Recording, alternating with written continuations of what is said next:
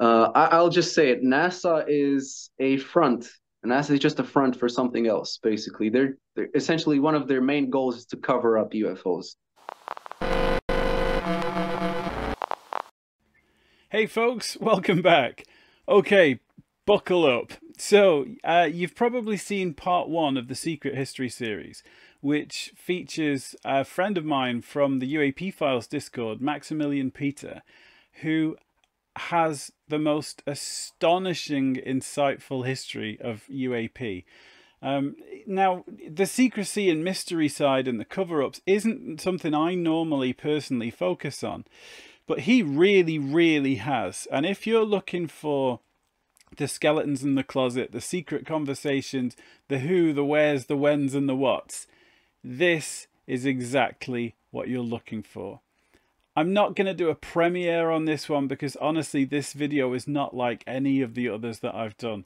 What I would recommend to watch this video, because it is hardcore, is get a notepad and a pen ready to make notes of the bits that you find particularly relevant to whatever you're investigating, and open his Substack and go through it at the same time as we're talking through it. We skim certain sections to allow you the time to go through it properly at your own time, but this is a comprehensive history of mystery to do with this topic, starting at the 30s and ending now. Well, let's be fair, it hasn't ended at all. There's nothing else I can say to this other than, if you really enjoy this, not for me, but for Maximilian, this deserves to be seen by, I would love people like Jesse Michaels to get to see this and then see him go on their shows.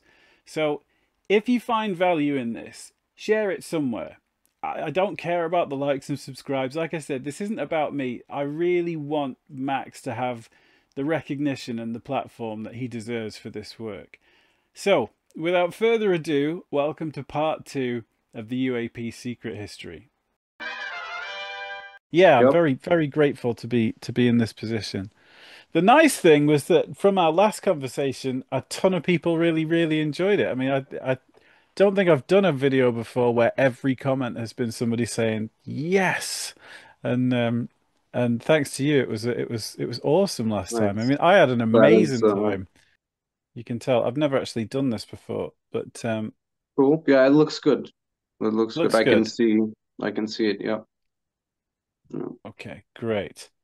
Okay, so this is, as we mentioned before, an archive of the impossible, kind of, isn't it? It's Something the like that. dark side of ufology, if you like, the secrecy, and there's a lot of gotcha moments in here. So how Yeah. would you kind of, I mean, how I'll let you take over, really, man. It's the idea that I thought to myself, well, I'm in the possession of quite a large database that I've acquired over the last 12 years or so. And in the process of dealing with it internally with all of this stuff that I haven't actually gone through everything that I have. In this article, I have, of course, but in general, of all the gigabytes, I think I have around 100 gigabytes of material of all kinds. So generally, I've only gone through about half of it. But I was like, how can I make it as such so that I can put together something that would bring out kind of some of the best evidence that I have Yeah, to make up this picture of the phenomenon NHI as well as the control group aspect, which is quite a sensitive subject and not many people talk very about it. much so. Other thing that I was quite important for me is to make sure that whatever I include is generally speaking high enough quality that I can, at least say, well, try to debunk this, it's this type of material that I would use to challenge skeptics and debunkers. And that's sort of the standard in a way that I kind of chose for what to include and not. or but yeah, it's pretty long. It's I think it's around 50 pages. Probably I've updated it yesterday or the day before that. I've Wow. added like 10 more pages to it. I was actually thinking of maybe writing a book, but it's the idea that I would have to deal with a lot of copyright laws and stuff, which I'm not sure that I, for now, would have the time or mind for. So I was like, okay, let's just get this out, and Substack seems a pretty good platform. So far I haven't had any problems with it, and Yeah, and you can yeah, always update it, I guess. yeah, yeah. Maybe, I mean, surely I need to write a book, but for now, I this is something that I really wanted to do, and I wanted it to be out there and for free. It's Amazing. Yeah, I yeah, really appreciate that. I totally agree. I think there's a lot of value in a book because people literally buy into it. If they're yeah, going to pay for something, they already have yeah, value in it, and you haven't got to spend the first two chapters convincing them that it even exists in the first place. But yeah, I also am a massive fan of people that don't charge for disclosure. yeah. Um, so I appreciate that Yeah, a me great too. deal. Me too. Yeah. At the same time, there's this thing, where people, if they don't pay for something, they usually don't pay as much attention to it, or they don't take it as seriously. So, as far as this article is concerned, I'll never charge. But, in the future, there may be a chance that I'll maybe, if I keep writing, I don't know. I don't necessarily feel like writing. It's something that I rather do out of necessity, I think. But I may at some point for future articles introduce a small fee just so that, people take it maybe a little bit more seriously because it's a lot of work that's put into it. And yeah, just like as a Yeah, and that's small not like caveat. being exploitative. That's Yeah. just, I mean, it's work that's gone into it. There's electricity and bills involved, unfortunately, and Yeah, there's a that's lot of work, reasonable. and there's a lot of all of the background research that I've done intensively over the past 3 or 4 years, but generally over the span of the last 10, 12 years, which is you can't really put a price on that, which is the main reason why I thought, well, okay, this should be free, and whatever. Yeah, but we can just get to it if you want. Cool. Um, it it's not the earliest reference that is available. The interplanetary phenomenon unit is something that most people describe as having started around 42. As we now know from David Grush and others, there's also the Magenta crash in Italy, which happened in 1933, and surely there are cases before that we don't know about. So this isn't the absolute earliest reference starting point for the timeline, but it is one that I chose as the starting point because it is fairly well documented, and I think it is very important. The name itself says it, the Interplanetary Phenomenon Unit. So Yeah, that's a lot more researcher, specific than UAP, yeah, yeah, or even it's very UFOs, isn't specific. it? Exactly. It's describing where it's come from and almost its mission. Exactly. Yeah, in fact, some people tried to debunk this. Like, for example, ufologist Kevin Randall. He, at some point on his blog or website or whatever, he tried to make it seem as if the acronym IPU, instead of standing for Interplanetary Phenomenon Unit, instead stood for Input Processing Unit. So people have went so far to do this kind of thing to debunk it, but ultimately it has been confirmed through Freedom of Information Act requests. Multiple people have done it. The responses have been largely the same, with some having more detail. Um, Researcher Tim Good, whom I respect very much, Hmm. he in his book Beyond Top Secret, he gives the um, the starting point for this group around 1942, and as a founding figure, we have legendary General Douglas MacArthur, 5-star, one of the few 5-star generals, General of the Army, legendary character. Of course, we do not know. I, for one, have not gotten very much so in depth into Tim Good's research. But I do kind of take his word for it, because I know he's very,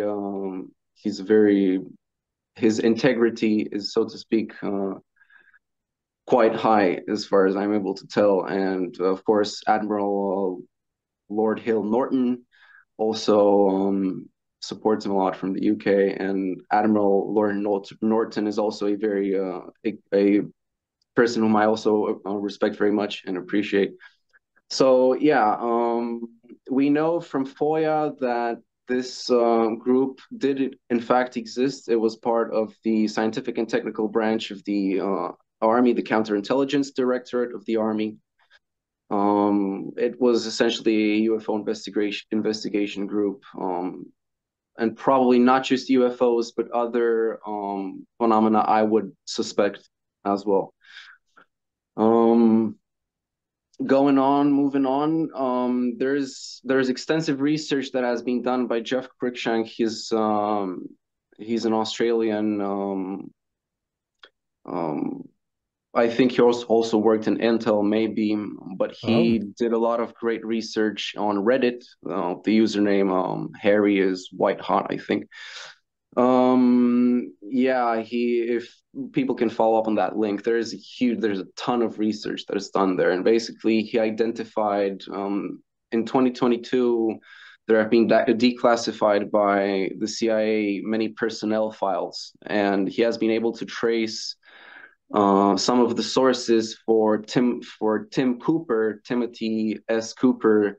So the Majestic 12 documents, there's largely two periods in their history, so to speak. There's the first part of the documents that was released starting with 1984 to Jamie Shandera and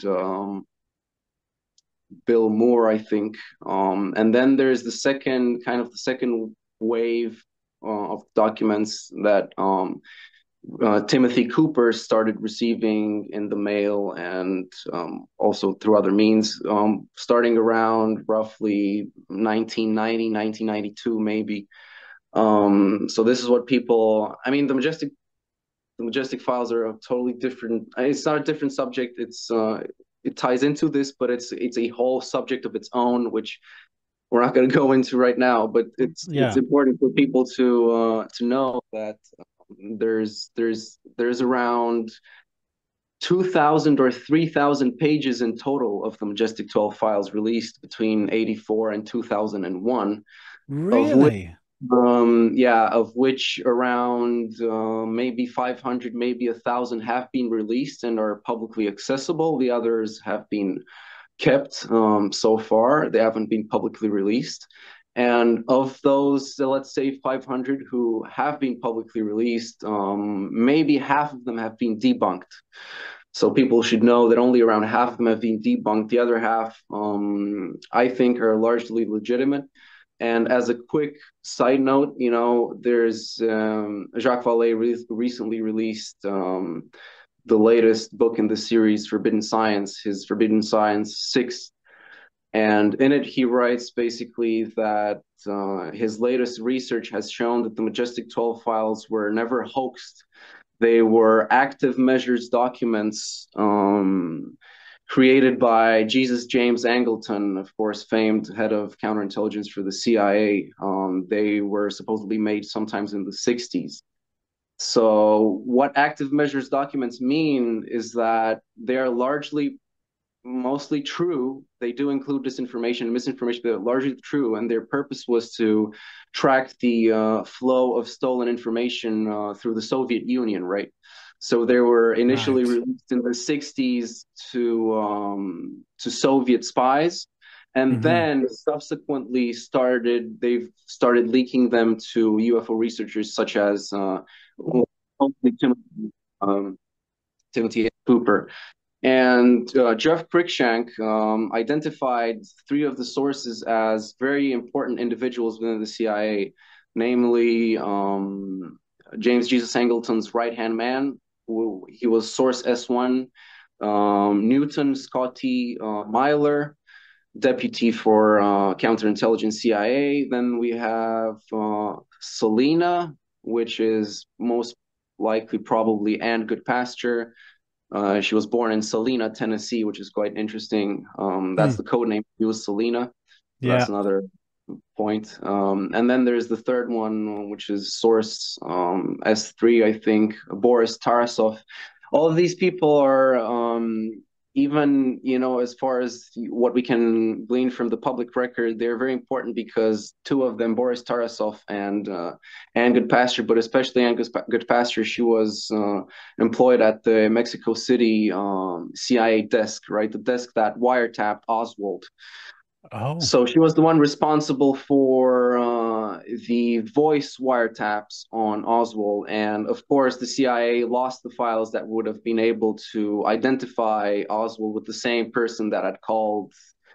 I don't remember the exact kind of events, but it was basically they were trying to take two pieces of his voice, one from one call and one from another call, and with that prove that he was indeed the one who was there. But Angus wow. Pasty was instrumental in deleting or losing or whatever happened to those files.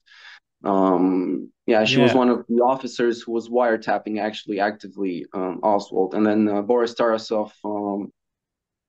His file, moving on. This is too long, so I have to be careful to not get into too much detail because there's No, a I there's a lot understand of stuff. completely, but it's just There's a lot of stuff, fascinating.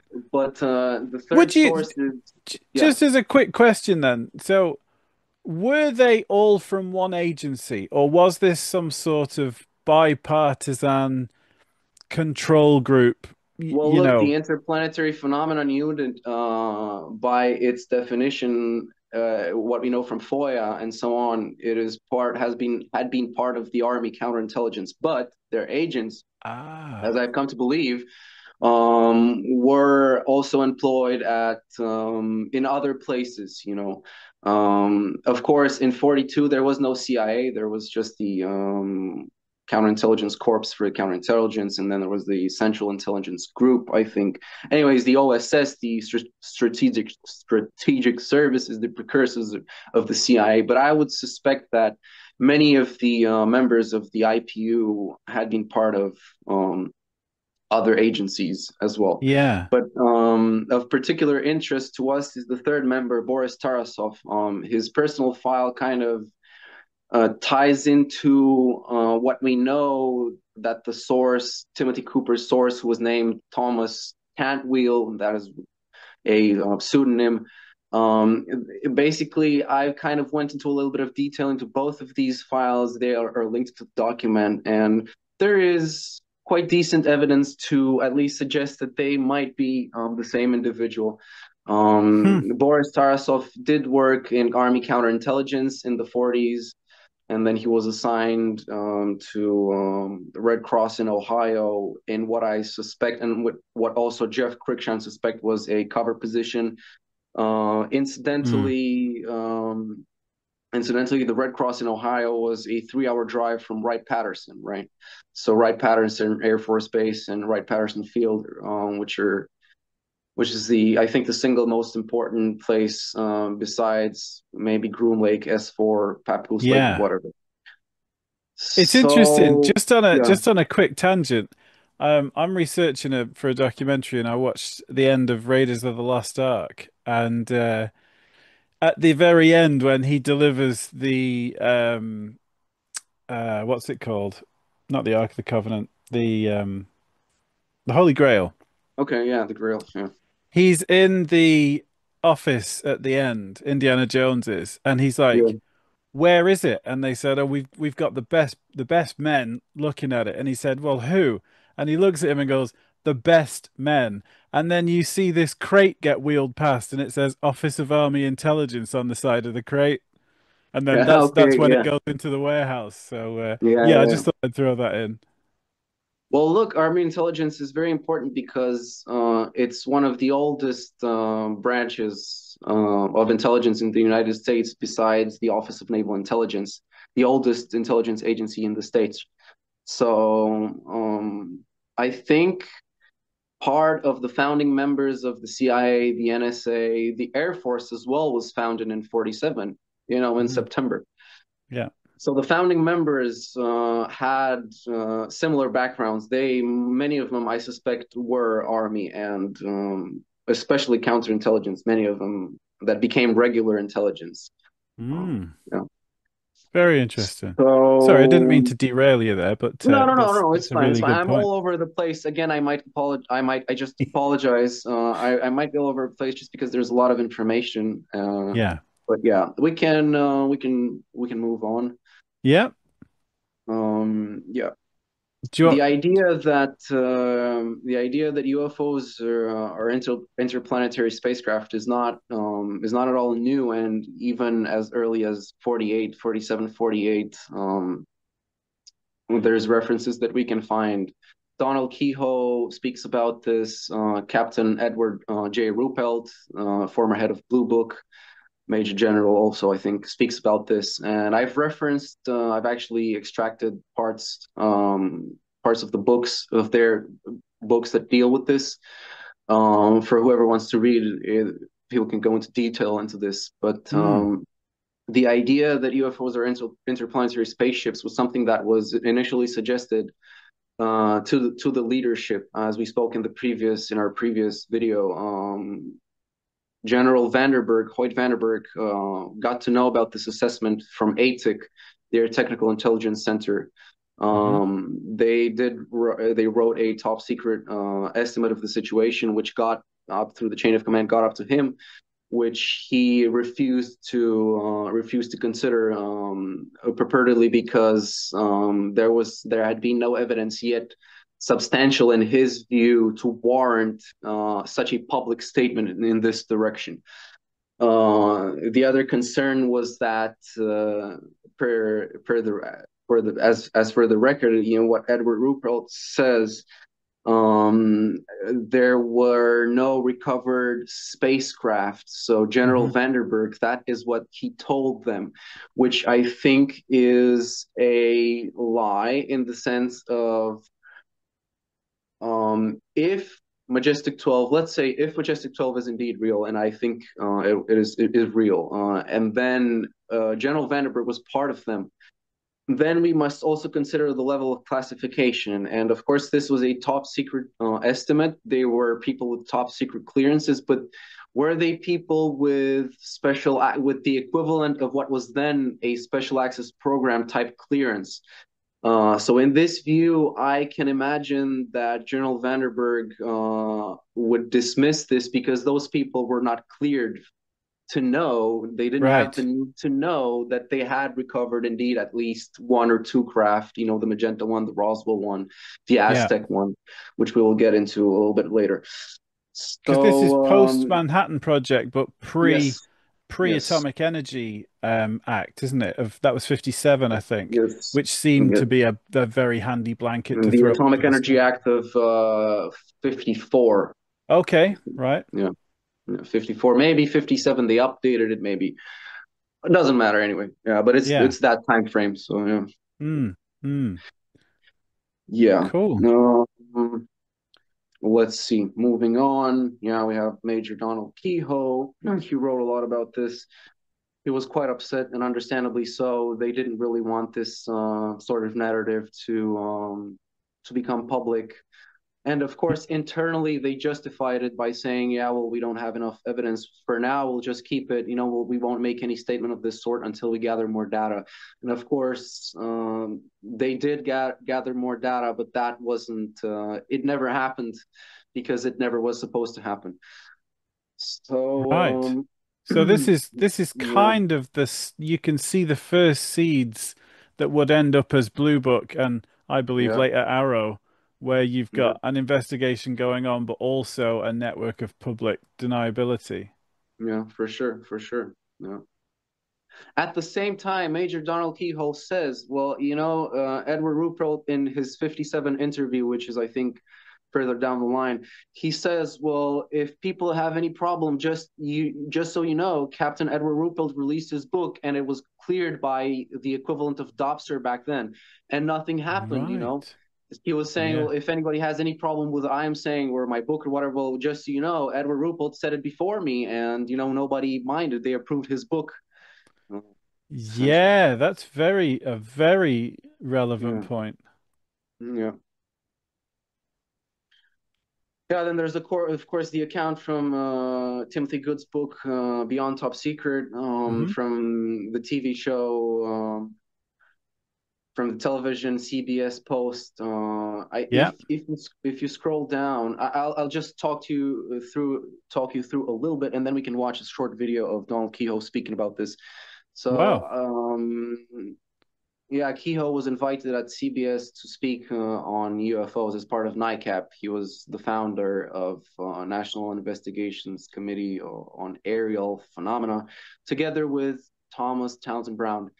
And Ooh. he was invited to speak to CBS, and basically he had a script that was initially approved by the Air Force, initially approved by the television, but ultimately it was denied to him, and essentially he was told that he couldn't use his statements. And what he did end up using was a statement which I quoted there. People can read. We're not going to get into it Yeah, right now, yeah. but it's the idea that he was telling people that yes, UFOs are probably, likely, possibly interplanetary, and he was naming names. I think he also named ATIC as well. Wow. He named Edward Ruppelt in it. Oh, I have it here. There's an official policy believed in the best interest of the people not to confirm the existence of UFOs until all the answers are known.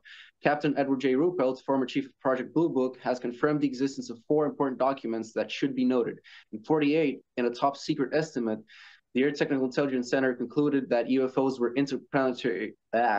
I always get interplanetary spaceships. In 1952, an Air Force intelligence analysis of UFO maneuvers brought the same conclusion, interplanetary. In January 1953, a report by a panel of top scientists at the Pentagon reached this conclusion. There is strong circumstantial evidence, but no concrete proof that UFOs are spaceships. And of course, the part with the no concrete proof refers to recovered spaceships, which, as we've covered, might have not been permitted because of the clearances and whatever secrecy. Hmm.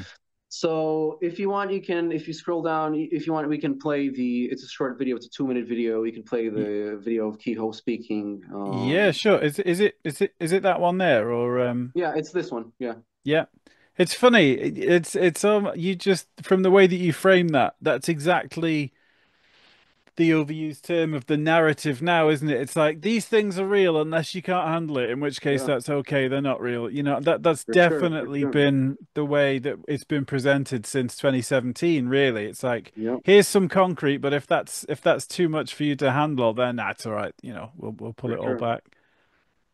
Yep. Have I got any audio? Yeah, we might not be No. able to watch it, but Yeah. if not, Oh well, people never can. mind. I mean, the end of the Yeah, day, I'm gonna put another link to this Substack in particular so that yeah, for sure. people can get in there and digest it bit by bit as they like. I always think Yeah, it's of immense value to hear from the author and when you've got so much knowledge that went yeah, into writing this. for sure, for sure. Yep. Moving on. Oh, wait, my video started playing again. So moving on, we have Dr. Robert Sarbacher, Yes. who, of course, was a student of Albert Einstein. Not many people know. He was contacted in 1950 by a John Brenner of the Canadian Embassy. It's the idea that Wilbur Brockhouse Smith relayed to Robert Sarbacher some questions that were relayed by Dr. Brenner of the Canadian Embassy, which he did and which he got back the notes from. Hmm. They're very important because they are legitimate. They are very old, December of 1950, I think, um, September 1950. It's a short transcript. Essentially, Smith was telling Sarbacher through Brenner that he was working on the collapse of Earth's magnetic field as a source Hmm. of energy, and he thought that it might tie into flying saucers and stuff. And he told Sarbacher that he had read Scully's book, Frank Scully's book, Behind the Flying Saucers, and he would like to know how much of it is true. And Sarbacher reports amazingly that the facts as reported in the book are substantially correct. Mm. We will go over the book a bit later. It's part of my update to the Yeah. article. Well, the trivia Yeah, is that Dana Scully in the X-Files is named yeah, yeah, after this for Scully sure, mentioned here. for sure, Ironically, she played the skeptic, but in this, it's kind of the Rosetta Stone. for sure, for sure. Yeah. Um, Yeah, he then asked Starbucker, well, yeah, well, then do flying saucers exist? And he says, yes, they exist. Do they operate, as Scully suggests, on magnetic principles? To which he replies, he doesn't answer. He just says, we have not been able to duplicate their performance, which in 1950, I think, is a fair assessment that they indeed had not managed to do so. Yeah, He asked, do they come from some other planet? And he says, all we know is we didn't make them, and it's pretty certain they didn't originate on the Earth. Then right. Smith says, well, I understand the whole subject of saucers is classified. And then Dr. Sarbarker gives to us the first reference of kind of the framework of the classification at that time. And he tells us that, yes, it is classified 2 points higher than the H bomb. In fact, is the most highly classified subject in the US government at the present time. And of course, it remains so until our present time. Smith asks, well, may I ask the reason for the classification? To which Sarbarker says, you may ask, but I can't tell you. And then essentially Smith says, well, can I help? Is there any way in which I can help and I can get to collaborate with you guys officially? And Sarbarker says, well, you could go through your official defense channels and see what kind of deal can be made. Yeah, If you have anything real to contribute, we would be happy to work with you, but we will yeah. see. And this is as much as I can offer at the present time. Makes you wonder what's one level higher than the atomic bomb. You know, Yeah, exactly, if you've got exactly, flying saucers and an exactly. entire worldview shattering Yeah, thing at the top, the atomic bomb, yeah. the most dangerous thing ever conceived there. What's in the middle, you know? Well, look, regular classification. People think it's like top secret is the end of the line, but then you have um, special access programs, and Mm, after top secret in the classification, you would have the code word, and then you could have a designation such as eyes only, which would be another point of classification. So in this way, we could imagine that there's at least from what I've been able to glean of everything that I've researched so far, there might be as many as 5 or 6 of these levels beyond top secret, mm. right? But it's not necessarily a Um, hierarchy, it's more of a it's not splintering. necessarily a hierarchy, but it restricts essentially the number of people who have access to Yeah, it. very interesting. Yeah. And this is a letter. That is the original Oh, notes that wow. Dr. Brenner took from the meeting he had with Dr. Sarbacher. Wow, there The it notes is. make it seem so. It's important for me to note that the notes make it seem as if Wilbert Smith was talking directly to Sarbacher, but he wasn't. It was done through a one Dr. Brenner, whom I don't know anything about. But Hmm. anyways, yeah, it is absolutely original, dated September 15, 1950. Yeah. So this is one of the Wow. oldest references that we have. And then we have one which is very close to the first one from 21st of November 1950. Hmm. We have a memo from Wilbert Smith to the Department of Transport, to the controller of telecommunications, in which people again can read it. He goes into detail into his studies into radio wave propagation. Wilbert Smith was a radio engineer and electrical engineer as Hmm. well. I think amateur physicist as well, probably. And he was studying radio wave propagation and the collapse of the Earth's magnetic field, and so on and so forth. And this goes in a little bit into it. And then, of course, it references the information that Wilbert Smith received from Sarbacher. Hmm. He says, I made discreet inquiries through the Canadian embassy staff in Washington who were able to obtain for me the following information. The matter is the most highly classified subject in the US government, rating higher even than the H bomb. B, flying saucers exist. Hmm. C, their modus operandi is unknown. Concentrated effort is being made by a small group headed by important, very important, Dr. Vannevar Bush, right? Oh. And then that the entire matter is considered. So we don't, as part of the original notes, I'm not sure if Sarbacher included Vannevar Bush in the note. I don't think so, but uh, yeah, he didn't. But I think they communicated afterwards, and he was able to learn that Vannevar Bush was one of the people leading the work on this, and then that the entire matter is considered by the U.S. authorities to be of tremendous significance. He was informed that the U.S. authorities were investigating along a number of lines which could be related to the saucers, such as mental phenomena. Very interesting. Um, and then he says, well, I gather that they're not doing too well since they indicated that if Canada is doing anything at all in geomagnetics, they would welcome a discussion with suitably accredited Canadians. Mm. It's interesting Um, that it mentions radio because from investigating the Magenta crash, the first person that Mussolini chose to be on the team to investigate that was Marconi, the yeah, supposed inventor of the yeah, radio. yeah, So it was mhm, obviously identified as a priority area of investigation even back then. yeah, yeah. Hmm. And also the reference to mental phenomena is very very interesting. Again, because it's Yeah. very old. It's very old. People nowadays. This is what would also like to bring up a very important point. People nowadays they are kind of very much so surprised by revelations from, for example, Jake Barber, right, with psionics and whatever they've rebranded that Yeah. retermed it. It doesn't matter, but I would like to point out that this is not new at all. Since as early as the 40s, 50s, select people in the United States military and intelligence actively considered this and pursued this venue of investigation. Hmm. I'm certain. I'm certain of it. Very, very interesting. Yeah.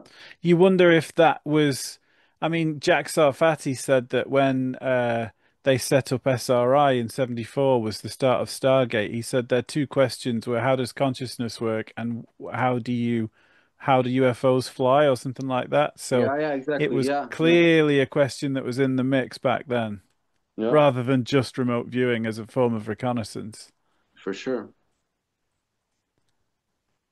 Do I need to Yep. We scroll can. down or yeah? Yeah. We can move Oh, I on. We see. can Yeah. move on. Yeah. People can again go into details Yeah, if of they want course, of themselves. course.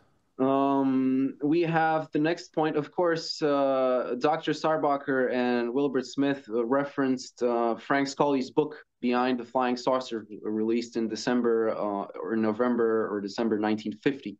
Hmm. Um, that book is one of the most important books, I think, in ufology, generally speaking, because it is the original UFO crash retrieval story book. Wow. um, I think it is. It may not be actually the first. I think it is the first, at least the first one that wasn't necessarily branded as fiction, right? Yeah. So it has been very much so debunked in the public eyes. Of course, it refers to the Aztec New Mexico crash of 1948, or crashes. I think there were Hmm. multiple, or landings, whatever. We don't exactly know.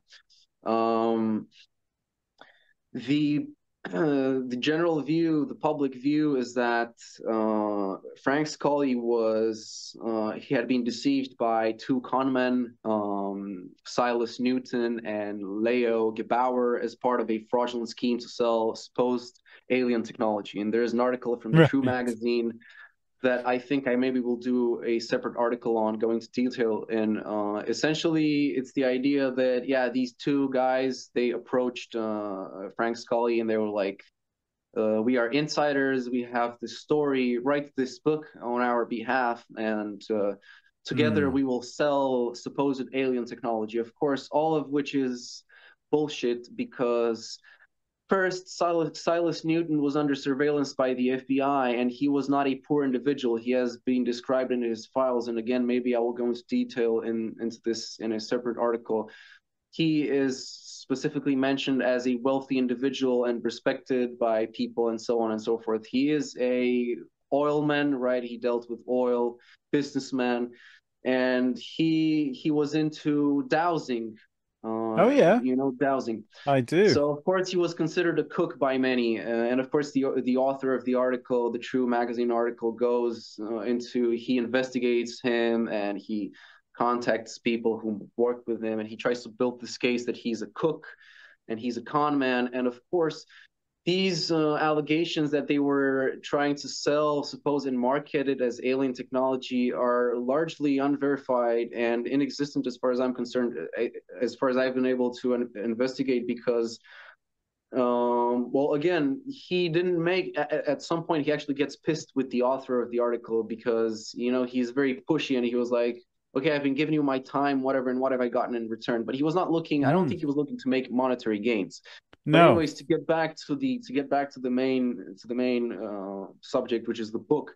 The idea is that Frank Scully himself, he had multiple sources, and in a later book that he writes, which I don't remember the name of right now, he says that one of the key figures in the book that was referred to as Dr. G was not Hmm. one specific individual, but instead represented a synthesis, a compilation of information that he had from multiple confidential sources, right? Then Ah. again, something which the author of the True Magazine article from 52 did not know at the time. And the Dr. G, he said that it was that guy Leo Gebauer, right? But Leo Gebauer, when the guy tracks him down and asks him, well, are you Dr. G from the book? And he says, no, I am not Dr. G from the book. I know of Scully's book. I'm friends with Silas Newton, but I do not. I am not that person. Hmm. Um, so, anyways, in the public eyes, and even so far as up to the present times, it's been debunked, and Frank Scully has been more or less disgraced in a sense. But as we will come to see, it's not quite the case because there's been researcher Leonard Stringfield, legendary Yep. UFO researcher Leonard Stringfield, wrote about this. And he tracked down sources that were completely separate from Frank Scully and from Silas Newton, from that other dude, and from the book. And he was able to substantiate essentially that same story, generally speaking, that there was at least one crash in Aztec, New Mexico in 48. I think it was March. Yep. There were a number of nine, I think, beings recovered. And interestingly enough, and this is something that I want to highlight, Hmm. little green men, as far as the color is concerned, and as far as the facial features, are not something supported up until the end in the literature, because Frank Scully's account, when he writes about it, and people can read for themselves, these small beings, 1.3 meters tall beings, they are not Mm. described as either gray or green or having different facial features than us. They are described as human looking, Yeah. literally human looking, maybe oriental, but definitely with this kind of the same color of the skin as us, just very Mm. tiny little beings, which I don't know where the little green men came from, because as far as green is concerned, there are no little green men in the literature, or if there are, I haven't encountered it, and maybe they're in the minority. And then Exactly the again, same. Yeah. the description with the gray and kind of like big head and big eyes, I'm certain that people have encountered those life forms, but I don't think that that is as widespread as people would actually consider them to be. I think there's a lot more room for beings who are quite similar to us, Yes. maybe smaller in this case, or in the case of, for example, ancient Egypt with their gods, much taller than us. Yeah. Many people consider those as simply mythology, simply legends, myths, But as I've come to at least consider, we might be looking at genuine non-human beings that were actually taller than human beings, and Yeah. whom human beings, of course, interpreted as being gods because they gave them knowledge and they gave them um, some, of course, fringe elements. Some fringe Egyptologists go so far as to say that the actual statues that were built were life-sized, Hmm. right? So that they aren't actually Right. big for an artistic purpose, but those beings were that big. Of course, we don't know, but it's an interesting thought to consider. Yeah. Anyways, Have to measure the doorways in ancient Egypt yeah, and yeah, yeah, yeah. Yeah, so we were talking about Leonard Stringfield. He was able to corroborate the story from separate sources. And one yeah. common point that I think is very, very important that both of them share that can be found in Frank Scully's account and in Leonard Stringfield's account, which people can read in my article, is the fact that the saucer or the ship, it had portholes, and portholes were punctured, and due to the Oh, puncture, that had something to do with the either the crash or the beings dying or whatever. So yeah. this is a common element which I found to be very, very interesting. Yes. Yeah, it's there's a lot to read there. It's I think 5 or 10 pages. You can Well, I'll yeah. whiz past it for now, by all means. But yeah, I mean, it's very specific. Look at it, 36 di feet in diameter, Yes. and yeah, I won't chew all through it now, but I'm sure people will get a lot of value out of that. And there's Yeah. Scully himself. Yeah, there's Scully himself. Yeah. Yeah. Yeah. Yes, and essentially, the mystery. This part marks the beginning of the extracts from his book, Behind the Flying Saucers. So, the mystery of the University of Denver. There's a talk that was given by Silas Newton, and he actually names Silas Newton in the book. And actually, the author of the True Magazine article, he actually describes Newton as highly intellectual and well taught, schooled at Yale, I think, if I remember correctly. Whatever. The idea Right. is that Silas Newton was the one who gave the talk, and reportedly, people were some of them were amazed by the talk, some were very skeptical. But in the talk, he talked about the Aztec New Mexico crash. Mm. And yeah, there's that whole account. And then, of course, Scully also mentions in Dr. G a little bit the source of Newton and his colleague, his supposed colleague, was Dr. G. The idea is that this is my personal opinion, so people will read for themselves if they're interested to find out all the details. But if they Hmm. do, then they might want to rewind to this part of the interview. Well, I will say that these two individuals, Silas Newton and Dr. G, whoever Dr. G is, I don't think that they are single individuals. I think that their stories, I think that Frank Scully weaved the book in such a way as to build characters that were fictional, but Mm. whose stories compiled together factual data from multiple sources, which is basically what he inferred. So people should not take it literally that maybe Silas Newton was exactly the one actually working on these things, because I don't think he was. Yeah. Yeah. I think he just got information from somebody. I think it's the same thing that happens nowadays. You have select individuals from the military and intelligence circles who release information to other highly select people who then release information to moderately select people who then weave a narrative of it, which then Yes. gets released to the public. So I think this is the original, perhaps the OG example of that. Mm. So it's more doctors G than Yeah, one. Yeah. yeah, Am I going? Am I not in the yeah. right There's a lot place? of that. Or This is it's like 10 pages, I think. So there's a lot of it. right, right. Yeah.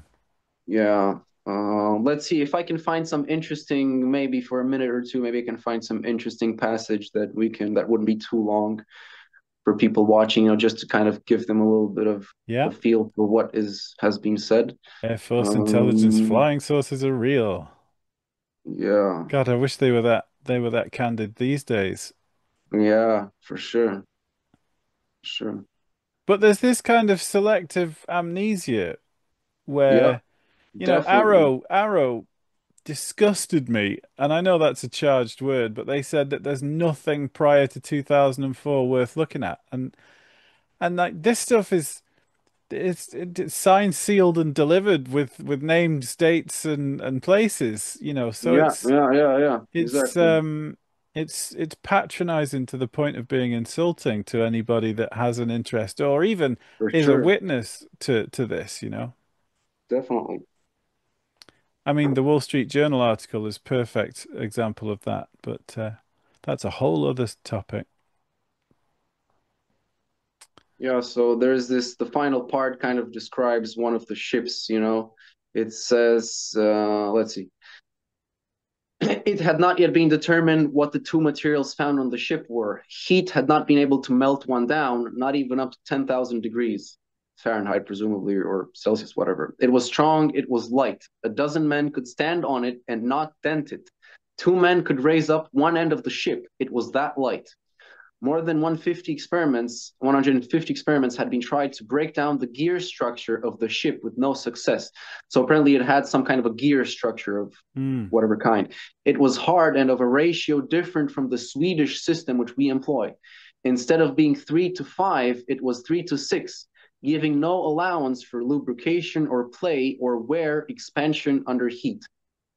The speaker said that one ship had defied all effort to get inside of it, despite the use of $35,000 worth of diamond drills.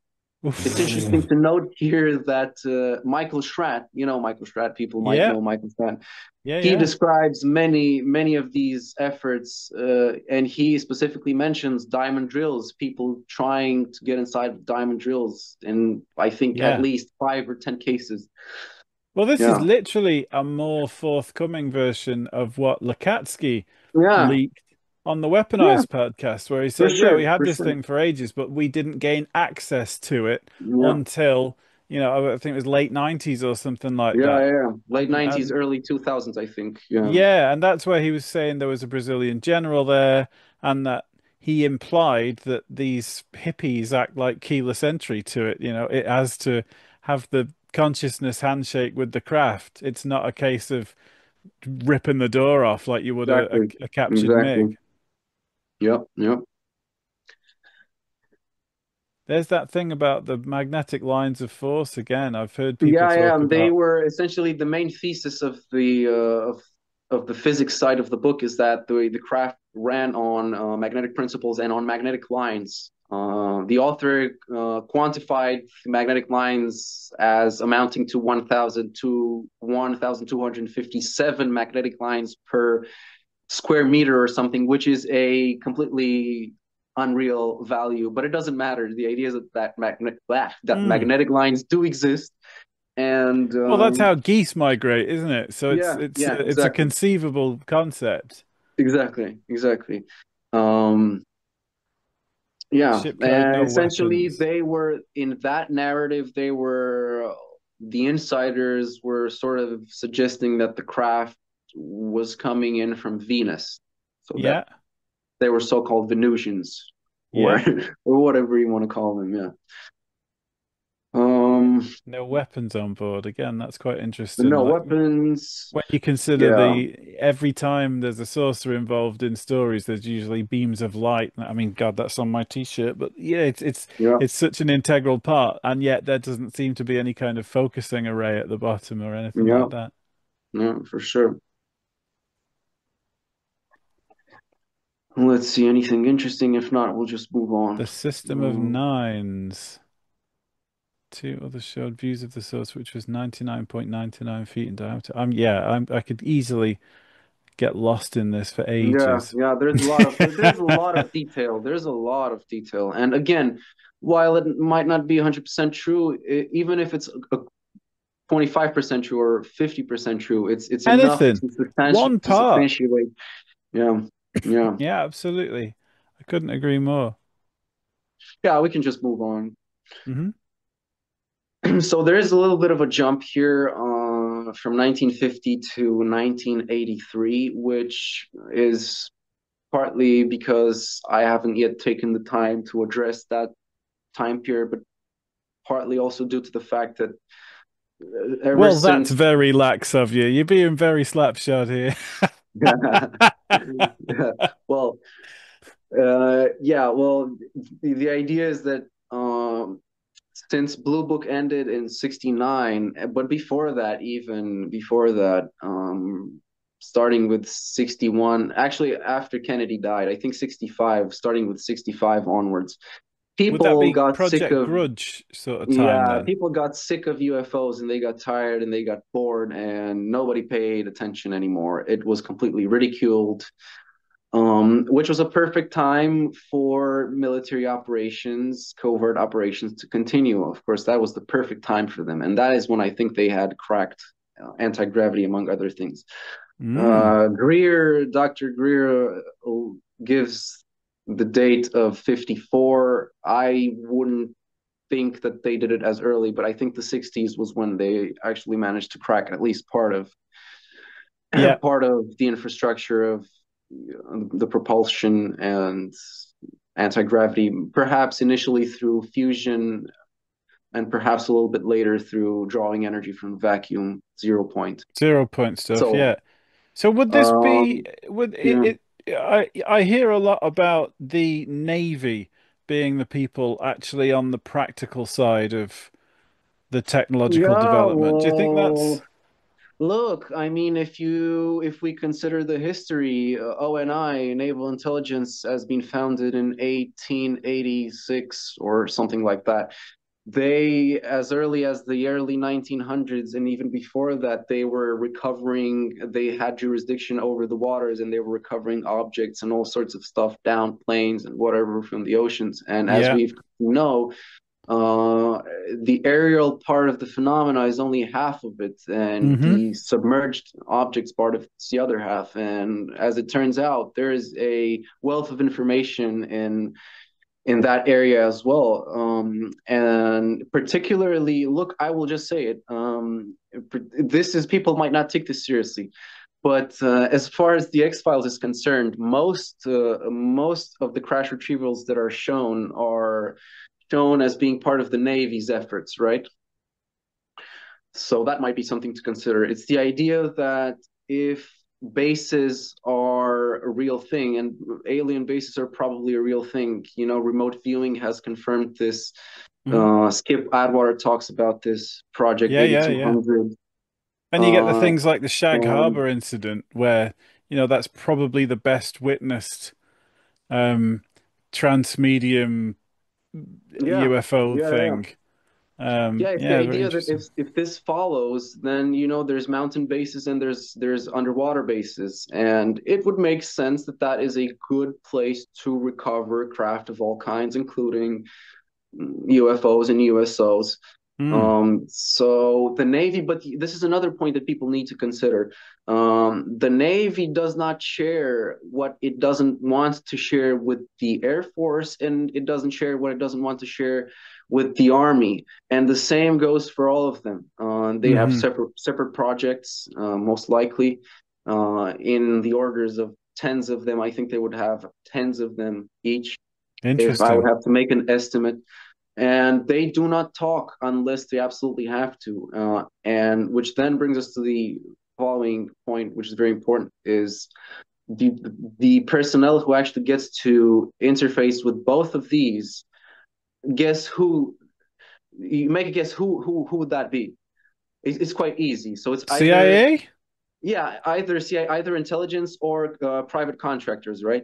Of course. Yeah, yeah. So yeah, so that's it. It's quite simple. There's not much to it. Of course, as we've come to know from John Ramirez, um, there have been recovery efforts by the Mm. CIA and National Underwater Reconnaissance Office, headed by at one point by Admiral Bobby Ray Inman. Hmm. also a very important figure in the very obscure side of disclosure. Um, yeah. It's interesting that they're describing it in this letter from Sarbacher as that it was more of a power to weight sort of Yeah, issue yeah, rather yeah, than, the gravitic bubble the yeah, inertia exactly, nullifying effect exactly, that we talk about these days. That then it was like, like if a spider drops 1,000 feet onto the floor, it's exactly. okay. Yeah. Yeah, that's very I think interesting. it might have been a combination of both of these. I think it might have been a somewhat for us rudimentary version of inertia negation through so through some form of electrogravitics, but I think it also played into maybe the shapes of the bodies. He describes the shapes. Sarbacher describes the shapes, I think, as maybe insect-like.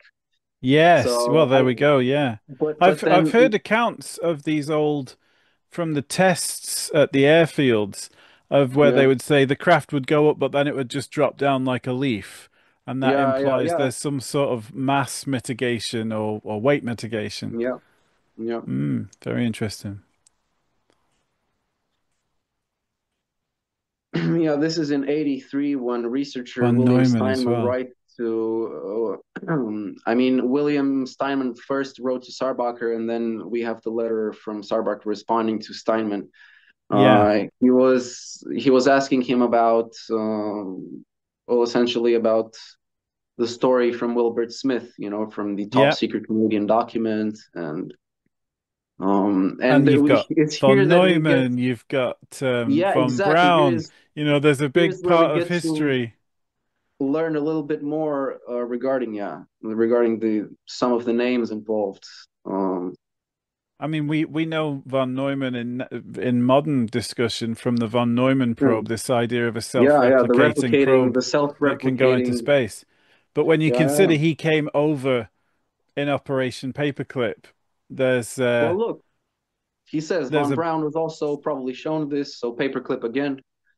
Yeah, yeah, yeah, very interesting. That's something that Peter Levender, I mean, that's what brought him into the UFO subject. He started off by studying the pre-paperclip yeah, associations, shall we say, and then yeah, all roads led to yeah. UFOs and secret tech. The pre-paperclip stuff leads you in the direction of the Collins elite and of Jack Parsons. That's I don't right. know if you've Yeah, probably yeah, heard yeah, yeah, about yeah, Jack yeah. Parsons.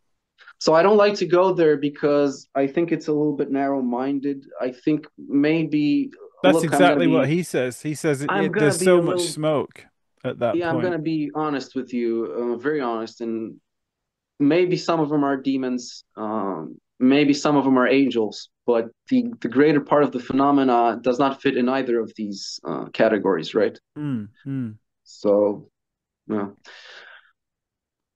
And they're such loaded terms. I mean, do we even understand what an angel or a demon is? We tend to exactly. classify these things That too. based on their subjective Yeah, interactions with us. On a good yeah, day, that it's is an angel. I've been called a little devil before now, growing up. for sure. For sure. Yeah, that is another aspect to consider. Yeah. Yeah. You're chasing and Following, fighting windmills. Yeah. yeah, fighting windmills. Yeah, we have Steinman calling Dr. Eric Arthur Walker. Dr. Eric Walker is another quite legendary but very obscure figure. Hmm. Um, I think if we're gonna let me just a second, let me search something up. So because I want to give a resume for Dr. Walker. The resume for Dr. Walker is very important. Right. Kit Green gave the resume to Jacques Vallée, and I have it in my article, but it's down the line. I'll just look it up now.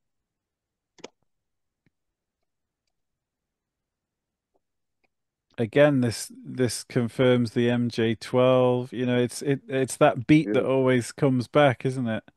yeah, yeah.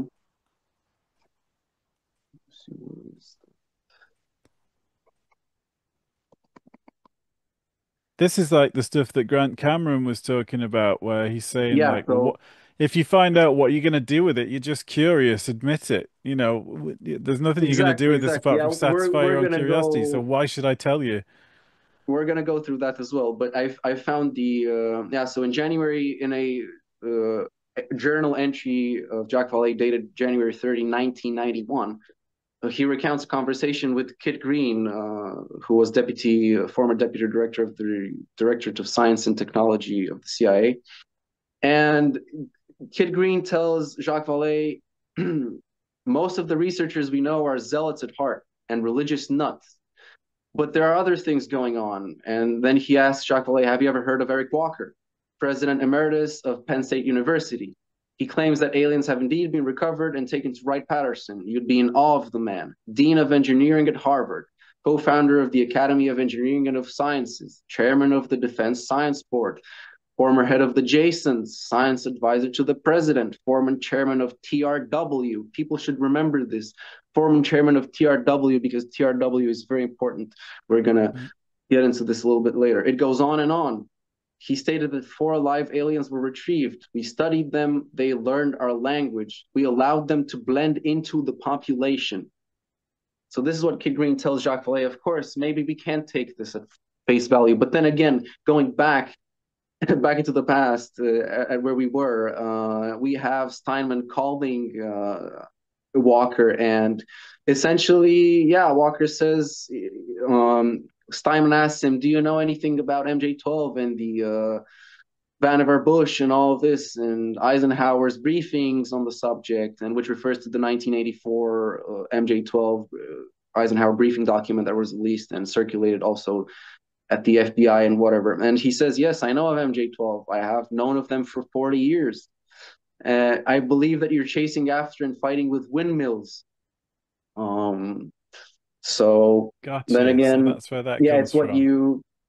it's what you said earlier. Then he says, well, yeah, I want to know. And he asks, well, what are you going to do once you know? And he says, I'm going to bring this to the public's attention. And he says, it's not worth it. And Steinman, of course, doesn't want to listen to him, but Mm. they end up that talk basically saying that, okay, maybe Walker is going to consider taking a look at a letter that Steinman would write with questions, and maybe he would consider answering questions or not. I'm not sure exactly if he did. There's a lot of research to still be done in this area. Grant Cameron did a lot of it. I have to Mm. get over it, but get through it. But he did confirm a great deal of things. For one, he did confirm that he was attended a briefing at Wright-Patterson around 4950, which is Hmm. the same briefing that Robert Sarbacher told Wilbert Smith and Steinman that he could not attend. Or Steinman, I think he told Steinman that he could not attend because whatever, he'd had something going on. But he said Dr. Walker, Eric Walker, he did attend, and I think maybe he pointed him in the direction of Walker. He might have done that. Um, yeah. Fascinating, man. It's interesting. You mentioned TRW, and just before my little spongy brain forgets that, um, Close Encounters of the Third Kind, there's a part where they're unloading crates in preparation No. for the Yeah. arrival, and you've got Yeah. Lockheed Martin and TRW. Yeah. Yeah. Yeah. For sure. For sure. Yeah. And then we have a separate group of researchers, kind of in the same time as Kit Green talking with Eric Walker. We have Grant Cameron and this individual called, he has many names, this very weird individual called Mm. Henry Victorian, also went by Armen Victorian, Azadeh, all sorts of names. And he managed to get in touch with Walker. He called him a couple of times actually, and Hmm. basically he was telling him that he's a scientist, he's a physicist, and he wants to know more about this, and essentially kind of building a report with him and trying to get information. And yeah, Eric Walker told him a great deal, many interesting things that people Mm. can look at themselves. All of it is in here. Maybe Yeah, we'll. I won't oversweat it, but I remember reading these transcripts in particular and just found it fascinating. The fact that he Yeah, just kept well, ringing him up and just being like, "Listen, I think yeah, this," and then it was very measured, very much yeah, a exactly, parent-child exactly, relationship. exactly. Yeah, yeah, You know, is any of them alive? I can't answer that, but that in a way confirms yeah, that they exist without yeah, for putting a sure. name on anything, which is a gotcha moment, you know. Yep. Then at some point he asks him, I also found that to be quite interesting. He asks him on which principles I think, well, let me see if I can find the actual, where's that? 25 scientists who worked in the Ministry of Defense who all died in mysterious circumstances. Oh yeah, That's a that's a familiar UK case. story. Yeah, Yeah. yeah, yeah.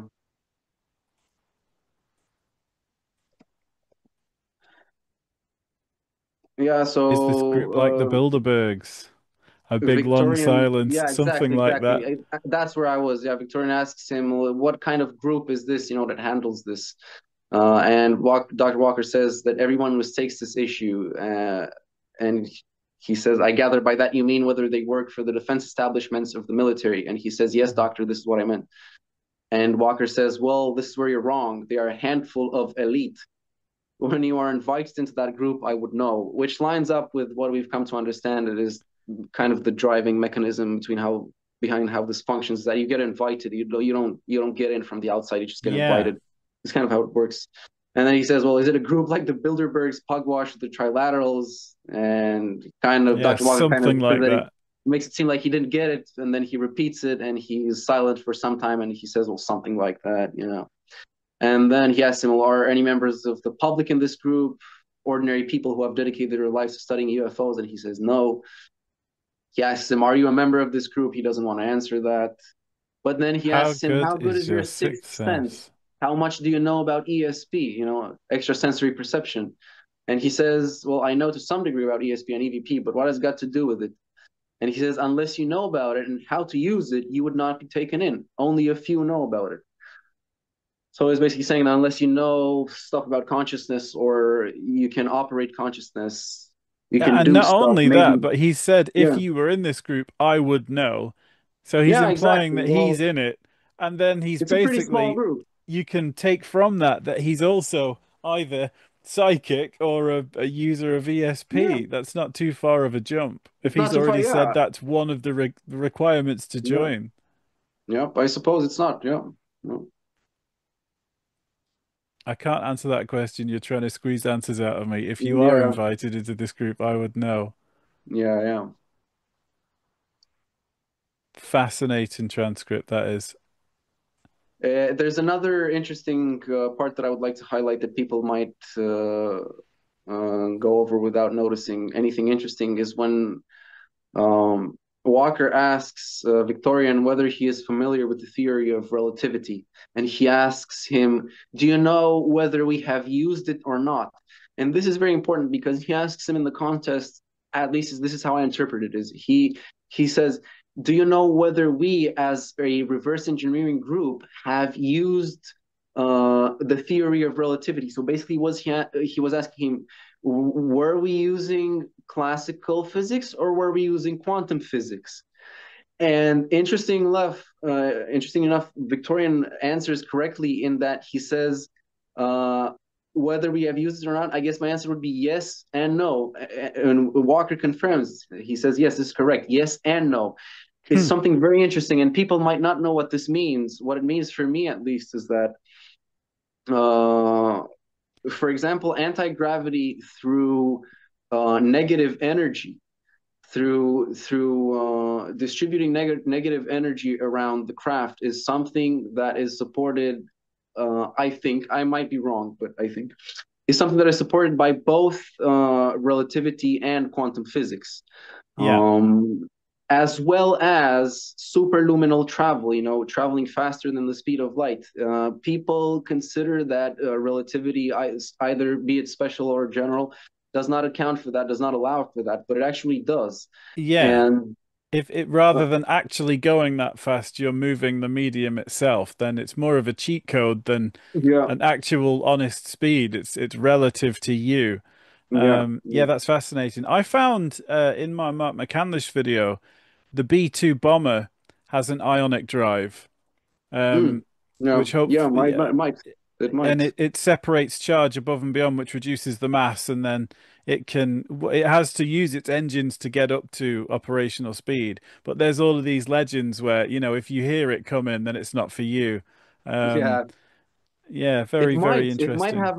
it might have an electrogravitic component like that, but what I am almost certain that it does have is it almost certainly has radar cross section um, masking, so to speak, effects. The idea that if you pump um, electricity, basically speaking, through the skin of the craft at specific frequencies and at specific voltages, you would be able to reduce the radar cross section of the craft, and Yes, that I is believe it can. supposedly how they managed to do it. And this is why part Absolutely. of the reason why the B2 has reportedly had trouble flying in rainy conditions, In in the wet wet, conditions. that's exactly what Mhm. I've heard, that the ionic drive in particular doesn't work in the wet because obviously the charge shorts out. But then I also heard that it and the modern generations like the F-35 and stuff can project multiple radar signals. So rather than the Yeah, one craft, it can appear to just be kind of a shotgun of radar returns. yeah, yeah. Which obviously, when you're considering a radar guided countermeasure to it, then that would reduce its effectiveness. Yeah, Very yeah, interesting. Yeah.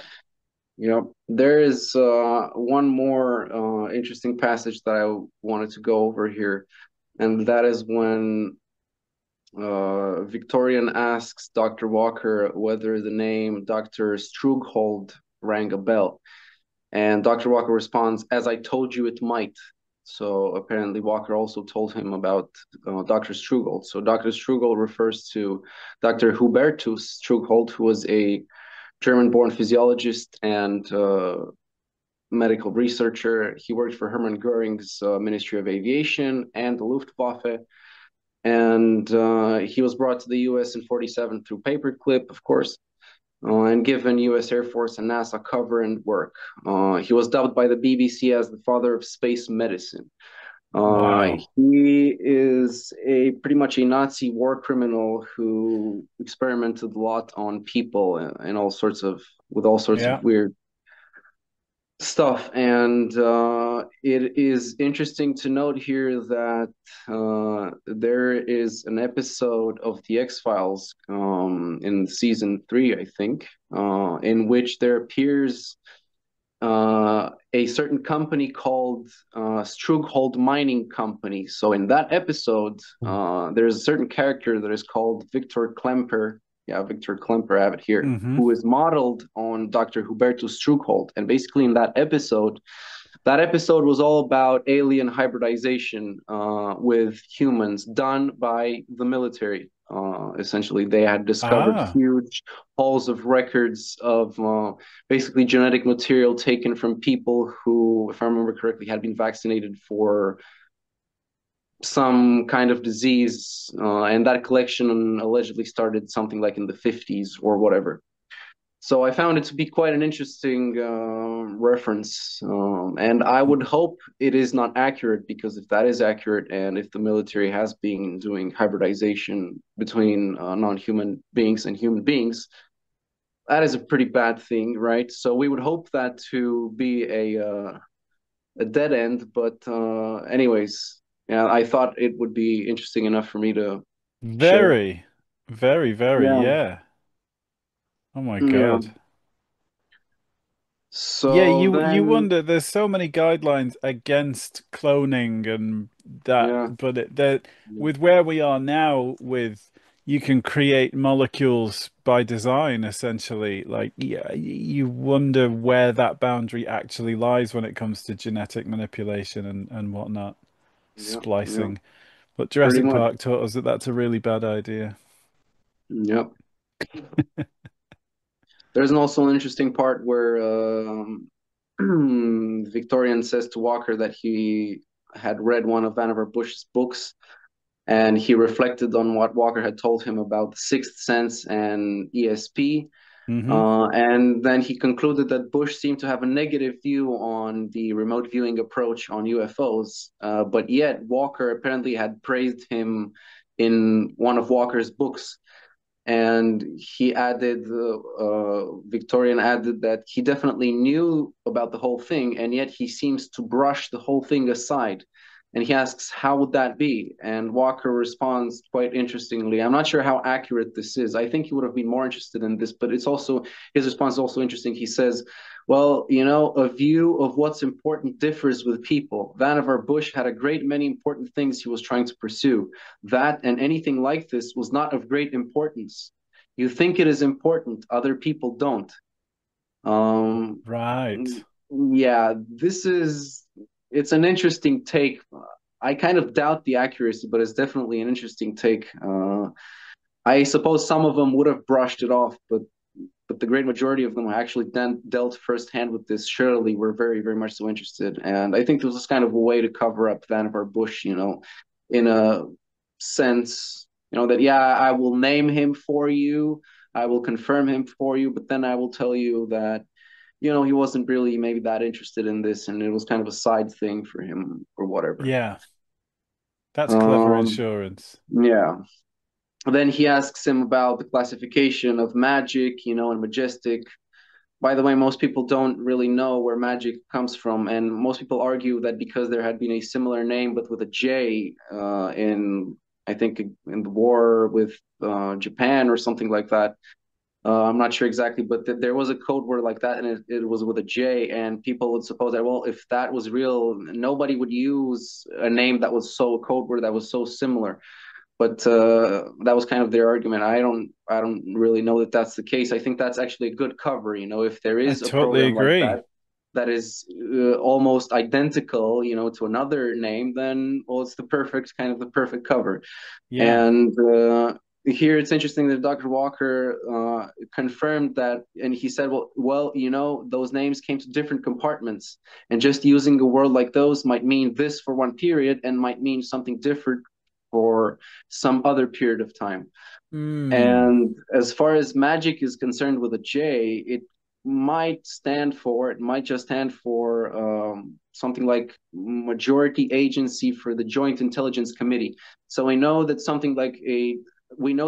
JIC, Joint Intelligence Committee, was real, and the timeline fits. But there's this added majority agency. So it's kind of a designator for a separate agency. And they were kind of maybe trying to imply that, it kind of gathers the majority, the best people from all agencies. And yet it is a majority agency unto itself, and, magic, whatever. They That's kind of kind of shot like through. a managerial version of what JSOC is. Yeah, You could be. know, Sure. Yeah. just the first thing that springs to mind. It's very Yeah. Yeah. interesting. Yeah. And then he asks him, but at what period of time on the UFO subject was it the designated classification? And he, of course, kind of plays the fool. He says, I do not recall what the code was, how long it was before the code was changed, or what compartment it was. And then he flat out asks him, but the Majestic 12 did exist, did it not? And he says, I don't know. And of course, this is funny because in a previous phone call, he said that, yeah, I know about them. I've been known about them for 40 years. Yeah, and if you were in it, Um, I'd know and XYZ. yeah. Yeah. But then Victorian, interestingly enough, confronts him with a piece of information that I haven't been able to trace. Apparently, there's an MJ document that's one named Cadena, apparently referenced as being destined to be shredded in 79. And when Walker heard this, he laughed apparently very loudly, as per the transcript, and he said, it is a ridiculous situation. What the hell difference does it make whether it is shredded or not? After all, 40 years have gone by and nobody's blown up the world. So that document also allegedly had Majestic on it, and it predated 1984, which was the release of the first Majestic document through to James Shandera and Bill Moore. So Victorian used this as kind of like a card, where he saw that he was kind of denying Majestic, and then he gave a reference that he kind of couldn't deny. He knew that somebody had some Mm. documents that he shredded, and then he laughed and he was like, what difference does it make that they shredded a document? 40 years have gone by and nothing's happened. I think he was quite sincere here. It's an Turns out interesting, scientists are good at poker after all. Yeah. yeah, yeah, What do you know what this image is? That's yeah. It is from. It's part of probably Project Blue Book, or okay. part of the Foreign Technology Division's Yeah. collection that was released on the National Archives, Wow. something like last year, quite recently. Cool. Yeah, that by all accounts seems like a legitimate picture of a flying saucer. I mean, Yeah, yeah. I'll be damned if it's anything else. Who knows? Yeah. It's not a seagull. Yeah, for sure. For sure, yeah. Yeah. Yeah, the conversation goes on, as the further he goes into, calling him multiple times, the less he kind of says, Dr. Walker, he kind of pulls back. Mm. At one point, he's questioned about the Kecksburg case of the mid 60s. The Kecksburg case, I haven't really studied all that much, but I do, from what I know, I believe it to be a legitimate case. And apparently, Dr. Walker was present at the scene when the Kecksburg crashed or whatever Oh, happened, really? event happened, together with some other person. And apparently, this was close to to where he was actually living. Um, Wow. yeah, Grant Cameron realized that Dr. Walker had lived only 100 miles from the site of Kecksburg, Pennsylvania Yeah. crash in December 1965. Dr. Walker was at the time the president of Penn State University. So he Right. confirmed that he was there. He said, well, we went there. And he asked him, with the military? Walker responds, well, you could say there were two from the military, but not on duty. How about the Hmm. others? He was a fellow colleague of mine. What did you find? Was it I know you're not going to like this, but was it a UFO? Dr. Walker, I cannot comment on that, of course. I cannot tell you, whatever. And then it goes on. And in the last letter, or the one before, he actually got quite Yeah, you can see pissed at in the Bitcoin previous because one it said he felt the previous cornered. one. It's Yeah, interesting. I mean, you for anybody that doubts somebody of a prominent role in a university going to yeah, crash sites, then you've got Professor Nolan in Diana Pasulka's book going out to a yeah, crash site with Tim Taylor yeah, and her. So it's very for sure. interesting. History repeats. Yep. Then there's a parallel investigation that was done by Jacques Vallée that we now know from his journals, from his books, and they have been released relatively recently. That ones that concern this time frame, the 1991 was released in 2019. So there's always essentially a 30-year gap with Jacques Vallée. He actually left a couple of papers at Rice University, I think it was, only to be opened. Not a couple of papers, actually boxes. I think feet a few feet of boxes, linear feet of boxes that were only to be opened in 2035, I think. Ha! So yeah. Anyways, That sounds like a dead man's trigger. Not yeah, to. pretty much it could be. It could be. It could be. Yeah, the first extract that we have is it starts quite interestingly. It's a conversation between Kid Green and Jacques Vallée, and Mhm. Jacques Vallée was telling Kid Green that he thought it was quite difficult for a group of a similar caliber to be set up in the States, and he meant a group of the caliber of, I think they were discussing maybe some whatever the Russians were doing or whatever. Mhm. Anyways, the idea was that Kid Green disagreed, and he essentially said that in the classified world, they do study the metallurgy of titanium, they analyze the composition of various UFO samples using magnetic resonance, find experts studying UFO photographs. The Past Worker project is being revived at Lockheed. They're finally taking a look at unusual signals. He says that the problem is their arrogance. They're so sure that they can solve the problem. And another flaw is bigotry. When I meet some of these folks, the talk turns to religion. That's the only question after a few Mm. beers.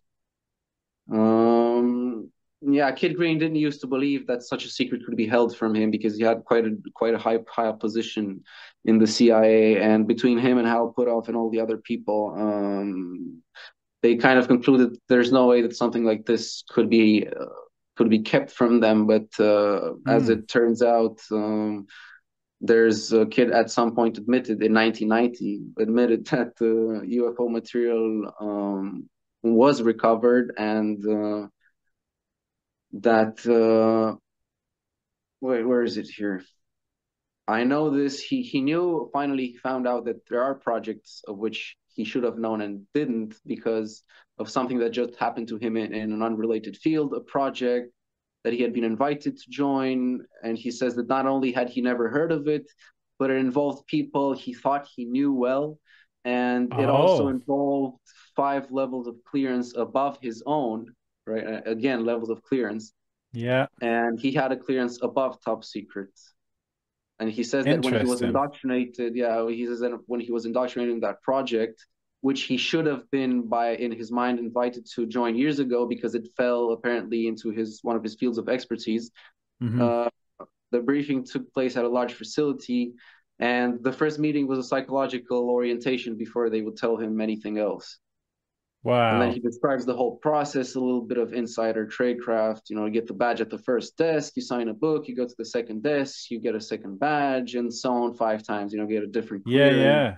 You leave the previous one there, so on and This is so kind forth. of reminiscent of the Wilson Davis notes where, Yeah, he's exactly. like, this, bullshit, you've got this Yeah, secret. I'm in charge of the yeah, whole thing. Read me in. And they're pretty just like, much. nope. Yeah, yeah. And it was probably So, frustrating that people that were working for him were probably read in. John Ramirez, yeah, I question it a little, but he currently says like I was never read in, but people that worked for me were, and occasionally they'd leave papers out and stuff like that. And that sounds a bit like Trump's bathroom to me. But yeah, you can imagine that there are organization structures within organization yeah, structures. yeah, for sure. I could, yeah, you reach the part where there's an overlap, between Grant Cameron's research and Kit Green's research and Jacques Vallée, where they again bring up Dr. Eric Walker, and this is the segment from which I pulled his resume, his very impressive Hmm. resume. Basically, he was telling Jacques Vallée that this guy is the real deal. Kit Green confronted Dr. Walker, and he basically he thought he gave the wrong answers when Walker asked Kit Green, "Well, what are you going to do with this information?" And he says that he was interested, and his interest stemmed from concern about misinformation circulating in the media, and that he wasn't sure that the data should be made public. And apparently, those were wrong answers because he was turned down. And then he went again to see him, and he told him that basically the only way that he would talk to him if he'd got a written, either written or a phone call from the president. What is it? Let me see. uh, Bring me a letter from the president instructing me to talk to you about that stuff, and I'll call the president to make sure the letter is from him. Yeah, yeah, I get you. So yeah, Interesting. This again, and it's hidden away in a contractor's basement somewhere, not in the government. yeah, I mean, that certainly tracks with yeah, everything we've been led to believe. yeah, pretty much. Um, yeah. What else? Then there's a one time when Kit Green met former director of the CIA, Bill Colby. Hmm. Um, of course, not many people know this, but Bill Colby was named on one of the Majestic 12 files. There was a memo from Kennedy to, I don't know, maybe Angleton or whatever, and somebody wrote by hand response from Colby.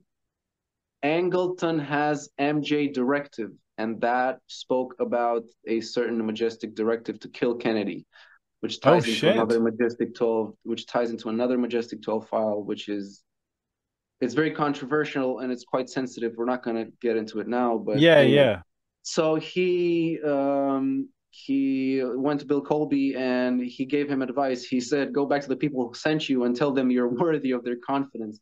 And if they still won't tell you what it's all about, drop it. Because some people had referred him, they said, go talk to Bill Colby. This is their way of relinquishing responsibility. They're like, I'm not going to do Yeah. this, but if this guy wants to do it, he shall do it. He shall do it on his own. Yeah. If You know, somebody's going to open a door, it's not going to be me, but I'll tell him where yeah, there's another something door. like Yeah. that. Yeah, and apparently Colby told him that he thought that Kid Green was being used, and he said that not many people could have come and talked to Colby. So apparently the guys who sent him wanted him to know that they exist. And Mm. then Valet says, well, then it works like a brotherhood. And he asks, well, what are the parameters? Yeah. Yeah. Yeah. And he says, I think they belong to a project, but it's a small project, not a big one. Yes, and it's hidden away in a contractor's basement somewhere, not in the government, whatever. I don't believe it's a small project, and I don't think it's one. What did it say? One government basement. I don't think it's just one, to be honest with you. But anyways, let's say that there's at least one of Hmm. those. So yeah, this is the conclusion that Valet apparently came at. There was another interesting point is that Kit Green was apparently supposed to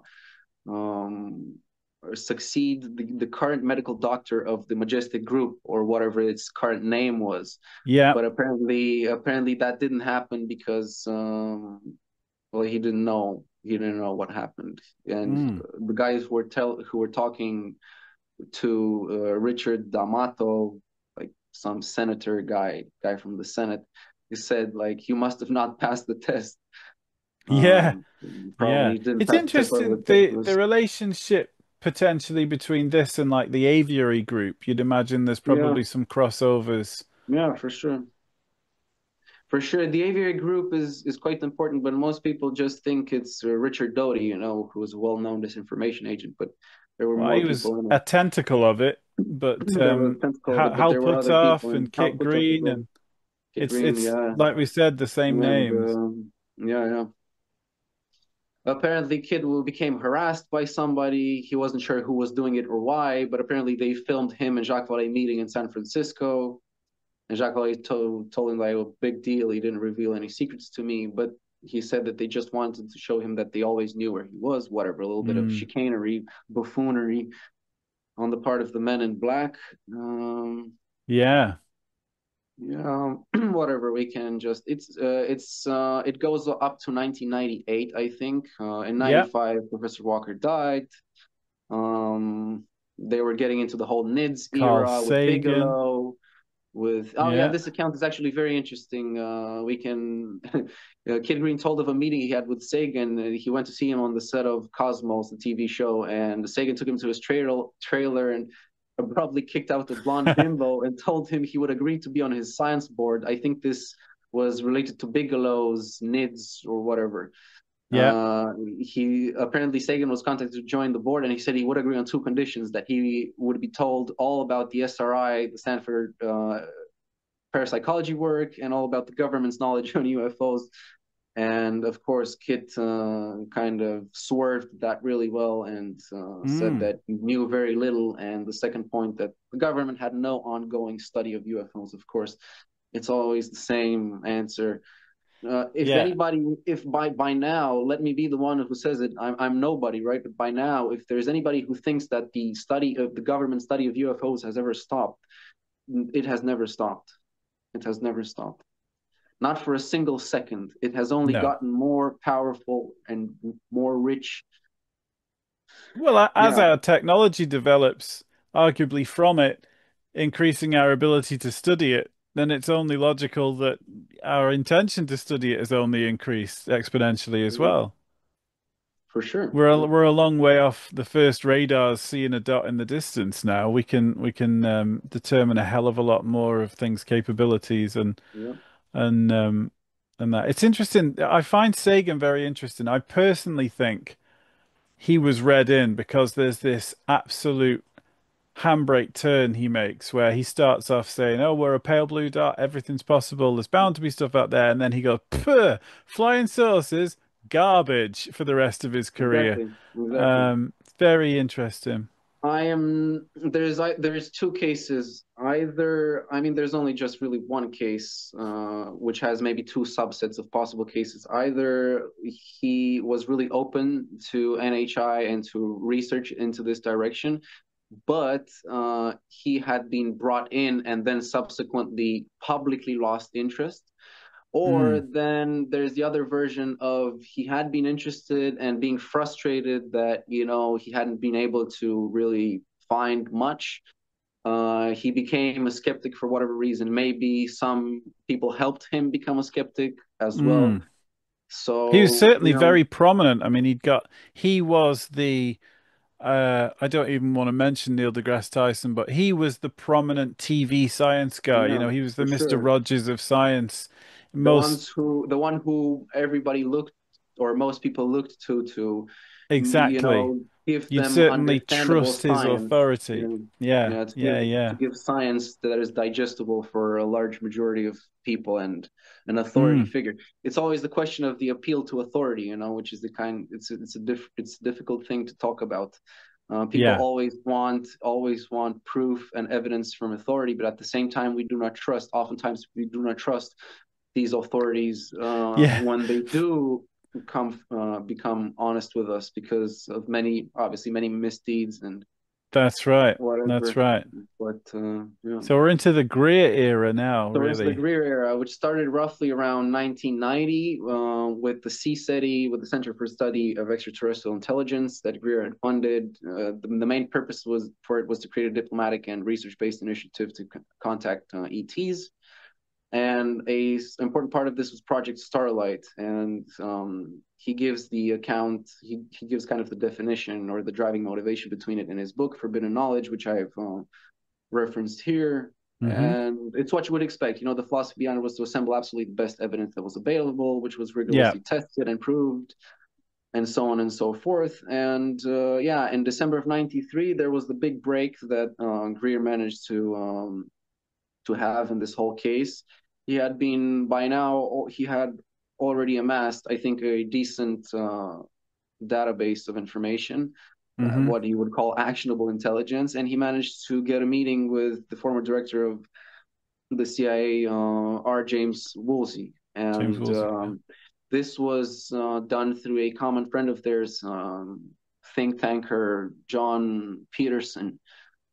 This is a common figure that you will also see in Jacques Vallée circles, and I think um, Peterson was associated with the forming of the first disclosure project, wasn't he? Don't think he's well, credited. together with Greer and the other people, yes, you actually posted that picture on the Discord with there was Greer, there was Rockefeller, there was John Mack, there was Cecil Scott Jones, Hmm. pretty legendary Cecil Scott Jones. There's an interesting file the CIA has on him that is readily available. If you search CB Scott Jones, that's the first file you're gonna find. You're gonna have a good time. Cool.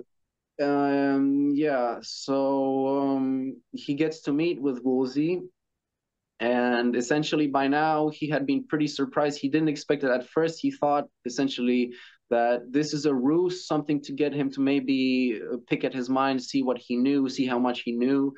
But as it became apparent to him, they had come to him because they had tried to get access through Bill Clinton and Mm. through Woolsey, but they had been denied access. They knew that this was factual, that there exists at least one such project, but that apparently they were denied access to. And the meeting took 3 hours, and they discussed many things, which I reference here. People can read. There was Hmm. also the wife of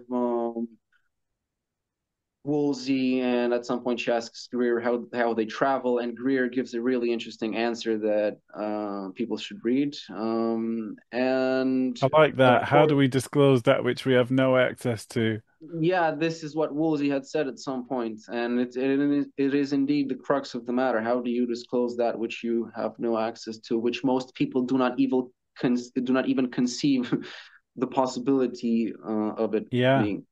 There So we are. Do you know how these craft afterwards, communicate? it is important for people to note, for the potential skeptics or naysayers or whatever you want to call them, that Woolsey, um, so Greer stayed silent for about 4 years until 1998, 1999, when he released his book, Extraterrestrial Contact, Evidence and Implications, or something like that, in which he gives, I think, for the first time, the account of the meeting that took place with Woolsey. And it was quite soon after that everybody started denying the meeting. There was a joint letter written between Peterson, Woolsey's wife, and some other individuals, saying that Greer misrepresented that meeting as a briefing, and it was not a briefing. They just asked questions. They admit that, they just asked Yeah. questions and whatever. So basically, they had denied it because, well, he outed them. And to Greer responded, well, I kept silent for this many years, and in fact, I was invited on, I think, Larry King it was, and he didn't tell anything then. This was in Mm. '94, I think, or something like that, and he kept quiet for as long as he could. And I kind of agree with him. It's like, get it out, it's not that big of a deal. And he got it out, but of course Yeah. What are you gonna do with it? Yeah. Yeah. what are gonna do with it? But they denied it and whatever. Yeah. So what else happened? The Starlight Project was decently successful in the sense that they did manage to correspond with Clinton. There's letters that we have that I've actually posted here, Mm-hmm. um, from June the 4th, 1995, from the Project Starlight Coalition. They addressed the president. They advised him to make a public discourse on the UFO ET issue. They should meet with members from Project Starlight and issue Mm-hmm. executive order to release the witnesses. This is a common theme. People think it's new. It's only like with David Grush, but it's old. You need an executive order. You would always need an executive order. This is another thing Yeah. that he advised. Also declassification, and then the people who sign it. The list is quite interesting. Of course, Greer. There's Edgar Mitchell, and then on the other page, which I haven't put here, there's also Commander Will Miller, Navy Commander Will Miller, which Mm-hmm. appears in the Wilson Davis memo, It's really and worth a just couple for other us people. just Yeah, taking a second because a lot of people that come into the field now, you know, Greer's got such a lot of bad yeah, noise true. associated to him name, but like there he is in black and white, for Yeah, anybody that just says he's never done anything of worth, for like sure. that's your proof. Yeah. Um, Well, look, it says Clinton Library photocopy, but maybe this is photoshopped, right? Maybe Greer is full of it. Maybe he concocted this whole story with everything. He paid the witnesses, he paid the plane to fly with the flares. Maybe we've don't, been had, Tom. don't give Maybe people we've these been had. ideas, man. Don't give. Next time I go on the internet, it's gonna say Metabunk. It's all gone. Whistleblower, UFO whistleblower, comes forward and points out that Yeah, everyone's in cahoots and they're all yeah, lying. yeah. Yeah, there's actually a response from James Dorskin, who was a special assistant to Bill Clinton, and he thanked him for his letter, and he said that he forwarded his request Hmm. for meeting with members of the administration. The president thanks you, appreciates your interests, la la la. So there That you must have have it. lit a fire under Clinton For if we sure. take for granted the fact that he said he demanded to be read in and they basically said no, Yeah, then yeah, to get stuff like this yeah, yeah, must have been for a sure. very interesting conversation in that Oval Office. Yeah. And then, of course, we come to the Wilson Davis memo. It's the initial meeting that Davis had in April of '97 with Hmm. Navy Commander Will Miller, Stephen Greer, Dr. Edgar Mitchell. There was Thomas Wilson, Vice Admiral Thomas Wilson. There was his boss, Lieutenant General Patrick Hughes. And yeah, it was a briefing. They talked and they were essentially trying to advise Wilson as to the best approach which he could take in order to get in, to at least manage to Mm. get into the first layers of supposedly what had been a crash retrieval reverse engineering project, which he eventually did. Apparently, it took him from April till June. It took him about Yeah. 2 months, 2 or 3 months to get in. He identified some Pentagon records for the budget for special access program budgets, and It's he interesting. I ultimately. mean, considering not everybody knows that Dr. Greer was there, let alone brought the notes out, you would imagine in some of his more recent interviews, he'd be like, he'd take you through it blow by, just to, Well, look, I'll tell you right now. I've been watching him since 2012, and he was referencing this meeting in 2012, and before that, the problem is that everybody back then was saying that he's full of it. He's just full of it. And it was only in 2019 when the Wilson Davis memo was finally leaked by Grant Cameron that people really, some of them at least, really understood that they weren't lies, they weren't made up, and most of what he says isn't made up. mm. It's That funny that the memo being leaked because, to my understanding, and I may well be wrong, Grant had it and was told, "Don't share this with anybody." But Then multiple people knew about it.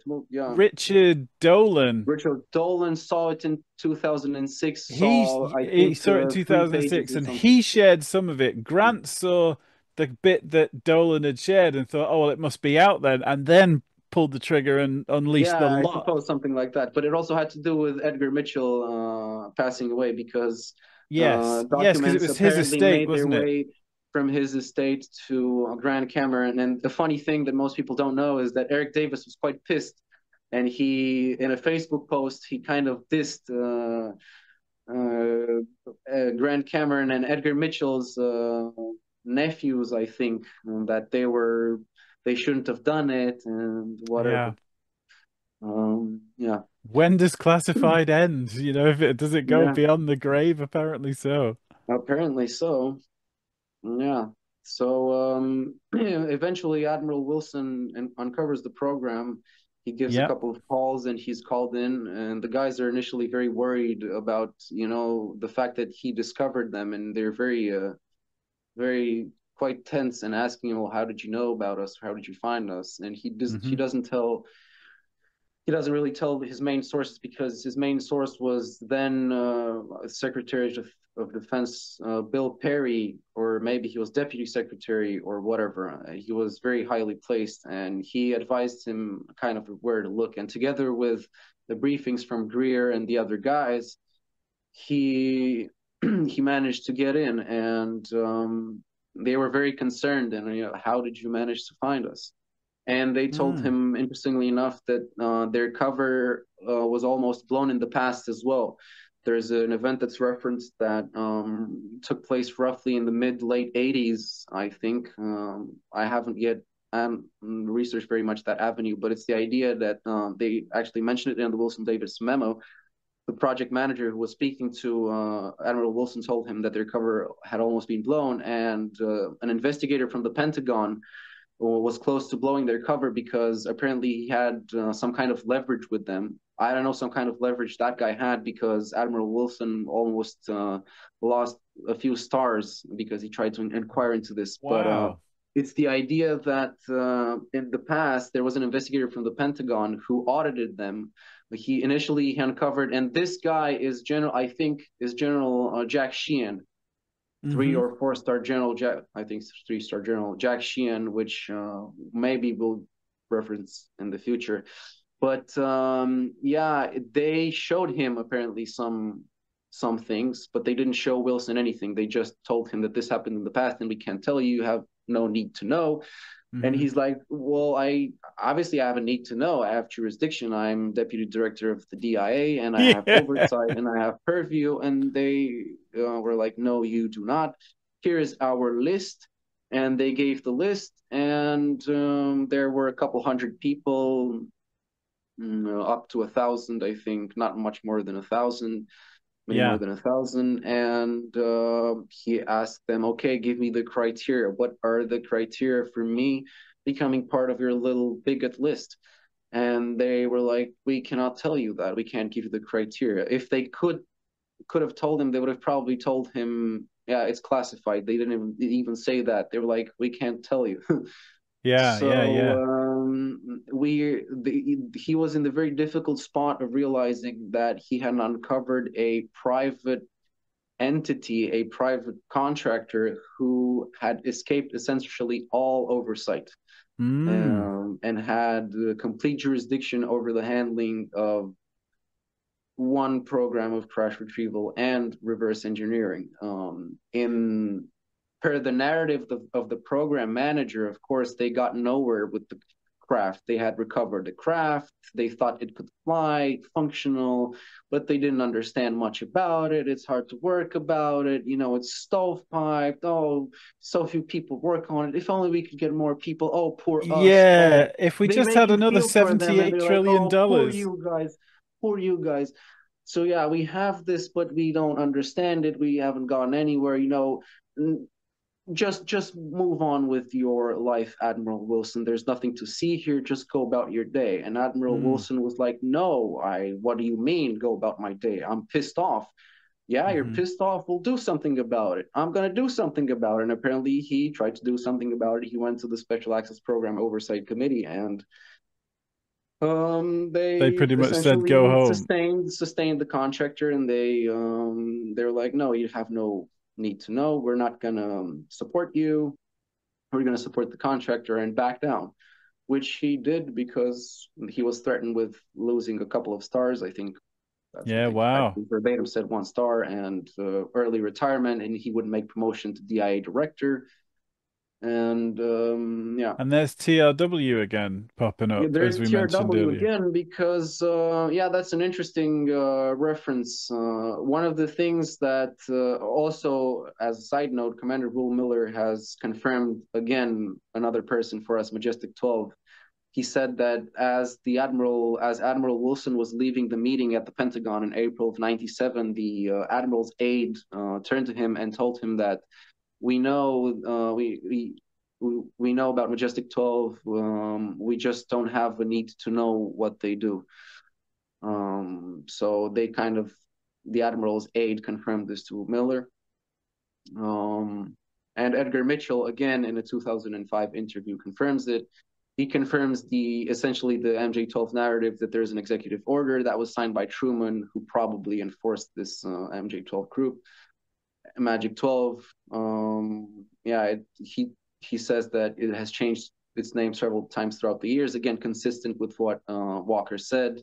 Hmm. Um, It's interesting. I just want to touch on, I mean, it says here that TRW purchased by Northrop. Like this shows when we say, oh, one of the barriers to disclosure is this corporate interest. And yeah, for example, Grumman, who made the Tomcat, Dick Cheney did a dirty deal with Boeing to get the F-18 to get the Navy contract, which killed the F-14, which essentially killed Grumman. They were then bought out by Northrop. So then those people change alliance. So it's not even like there are some aggrieved people out there. There are people that got screwed over by probably preferential research materials for who sure, then were absorbed into these new faced conglomerates for and sure.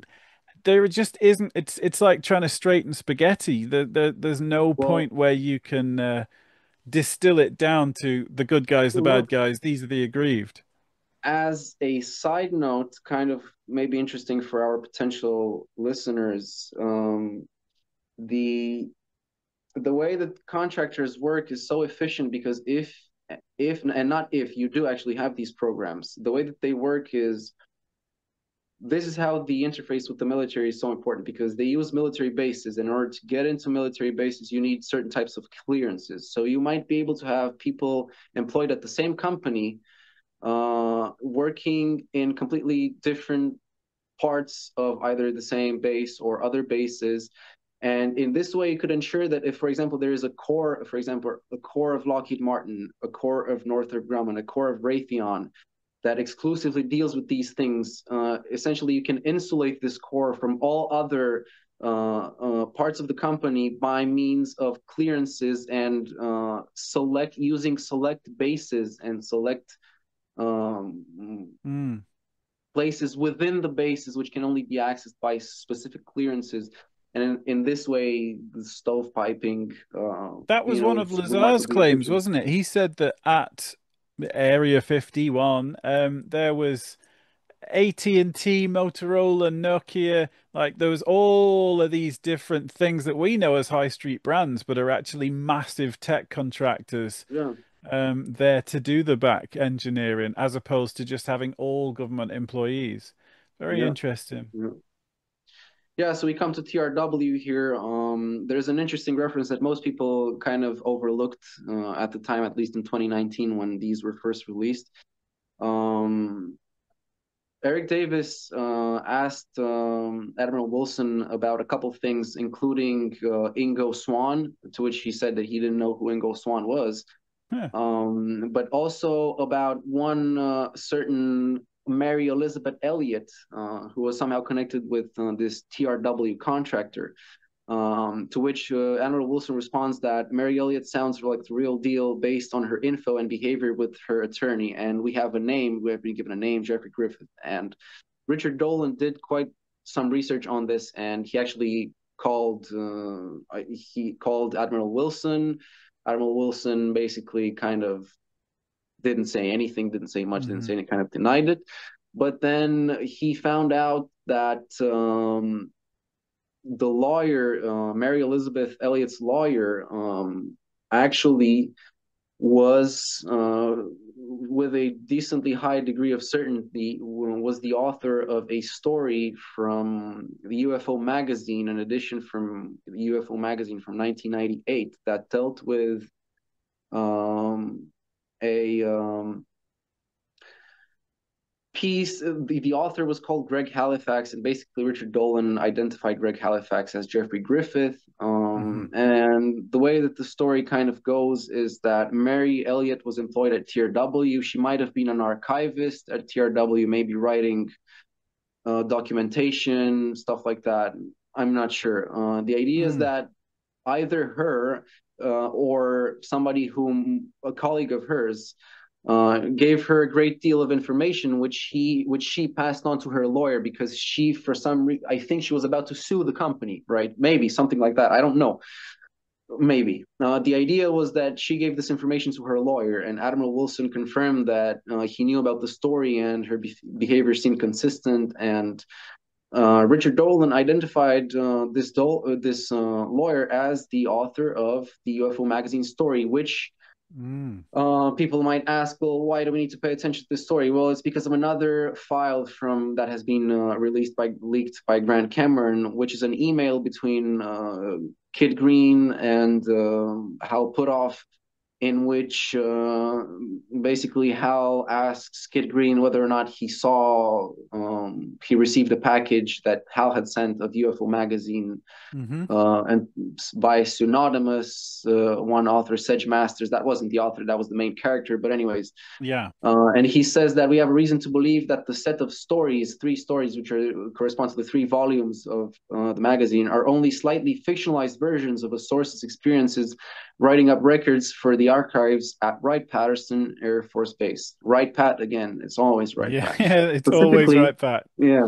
Specifically, ever heard of Zodiac, which is supposed to be the true name? So this is kind of like the first time that we are given this name Zodiac, and but I think Hmm. the first time is in the magazine, which obviously predates the email. It's in '98, and people can read the whole thing. I've linked it there. It's pretty long, and Yeah, yeah. but it's really worthwhile to read. It's an amazing piece, and it's an amazing story. And Mm. as I I've kind seen of a say great that, video with Richard Dolan going into, yeah, kind of yeah, unpacking this bit. And I believe Grant Cameron's gone into a lot of detail actually looking at the stories and trying yeah, to find some relatively correlatory evidence to go with yeah. those stories. Yeah, it's very Well, look, interesting. there's a lot, and when you read them, it's very rich in detail. And this guy, this CIA operative, Sedge Masters, is he's describing quite in detail the events, and it's everything that you would expect from a crash retrieval story. It's time loss, time paradoxes, screen memories, the craft retrieval teams retrieving the craft and then forgetting everything. They had, I think, an hour that they could not account for when they Yeah. returned. And this is basically why the main character was pulled in, because he was an expert in that sort of thing. I think hypnosis was Yeah. another thing. They were trying to get to the bottom of, what had happened to these men. They did recover this craft. We brought it back, but then when you ask them, "What Mm. did you do in that hour?" they knew nothing. And eventually, Sedge Masters uncovered what are termed screen memories, memories implanted, false memories implanted there for, well, various purposes by NHI. But the idea was that at the time of the retrieval, what he had been able to gather through hypnosis from the men was that there had been another ship, a mothership, coming to pick up the small ship, which the military had been there to recover. And Hmm. there was this, it was kind of like a pretty sad tone to the whole thing, where it was like, um, just leave us alone and Yeah. let us get back to our whatever they were Yeah. doing, and which Yeah. they didn't, because they recovered them. And I think maybe there was some directed energy component, weapon component to that. Mm. Maybe they brought it down. Maybe they brought it down with psionics, so on and so forth. There's multiple avenues for this, but yeah, and it's very rich in detail. You would think that if it's like a made up story, there would be absolutely no need to go that far in Exactly. describing these things and in building such a narrative where it's literally like, if you read it, it's a movie. It's a movie, Yeah, but I was going to say, it's and it actually stood the test of time. There's no it's that, parts of yeah, it where exactly, you look back exactly. now and it sounds hokey and they're talking about ray guns Yeah, and fishbowl helmets or yeah, anything like that. It's something which if you put it on a relatively new document now, yeah. you could submit you could imagine it being a current thing. This is an Yeah, well, interesting part. I mean, yeah, The manta ray shaped craft. Like I've yeah, seen a model kit of the Roswell craft, and it was this yeah, kind of manta ray shaped yeah, thing. yeah, yeah, But yeah. it's It's not possible. something that you hear a lot about in the common discourse. It's not. It's not. In fact, there's an interesting data point that I can give you here.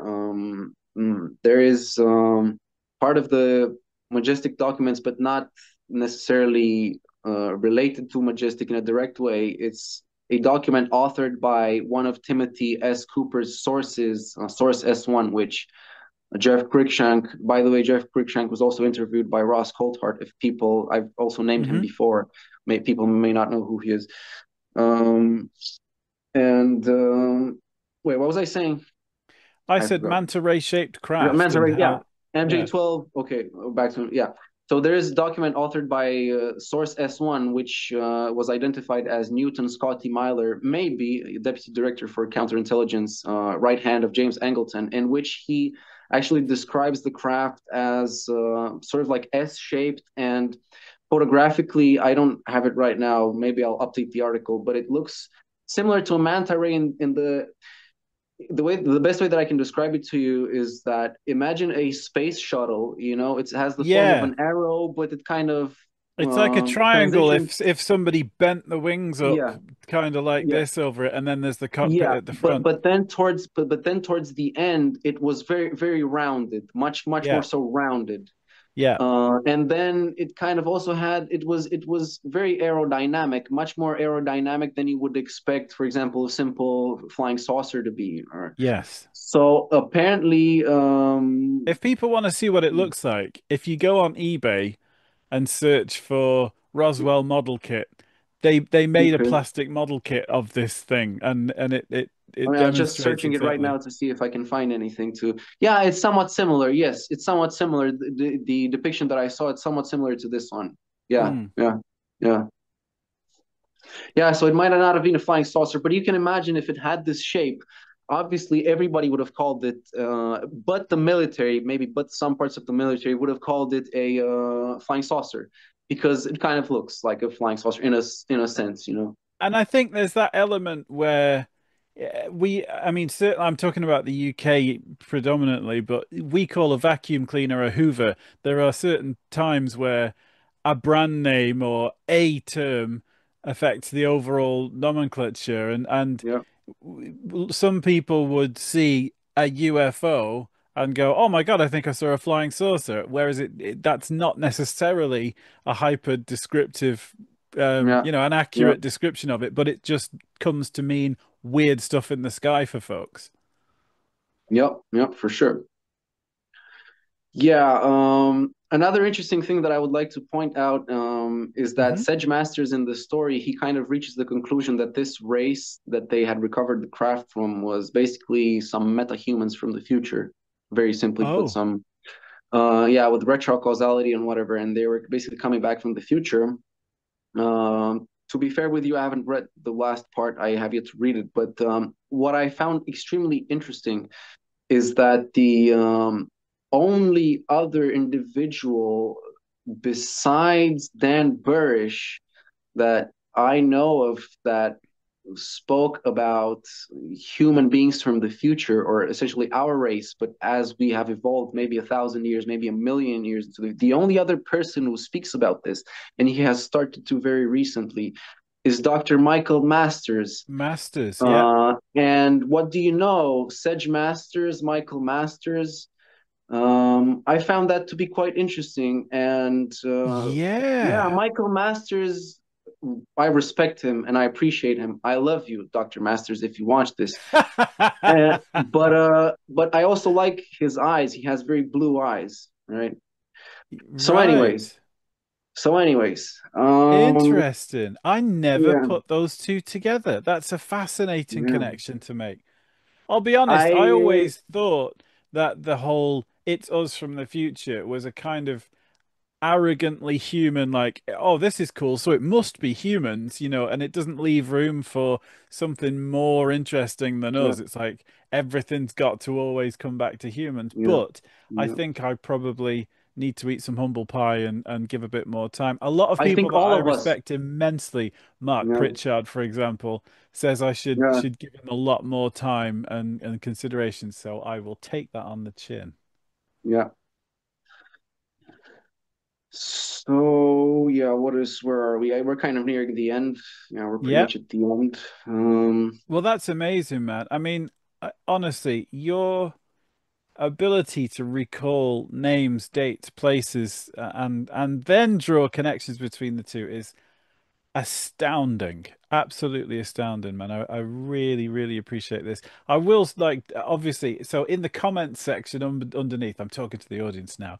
Um, I'll put a link to your Substack again, and if people want to for sure. interact with you Yeah, directly, then they can come in the Discord, of course. That's for that's a sure. free thing that everybody's welcome to. But I think this is of such value because they can have the Substack in front of them and really get Yeah. into the minutiae, but then also hear Mhm. you given the DVD commentary that we would have had back in the day. It's really Thank you. cool. Well, yeah, it's the idea that well, I've had it in front of me, so half of it I've read, half of it is from. I'm not that impressive.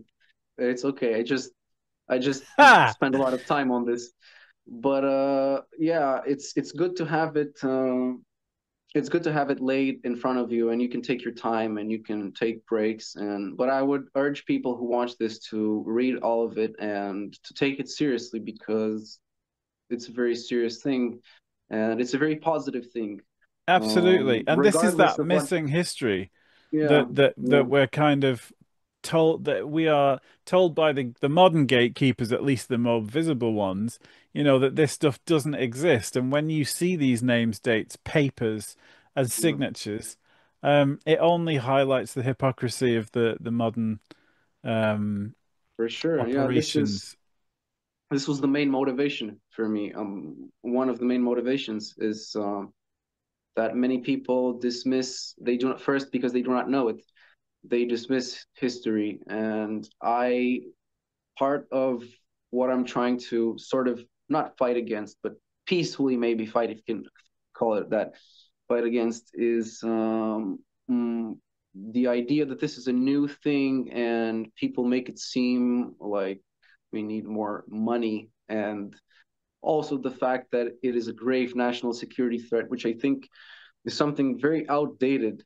If we have learned anything, maybe among other things from from this article, is that while initially those attitudes might have been justified, probably they were. Nowadays, we're in times where really I don't think that card can be played anymore. No, And you've just I see walked us many through an people doing it. archaeological history of this Yeah, thing with people that are still alive now.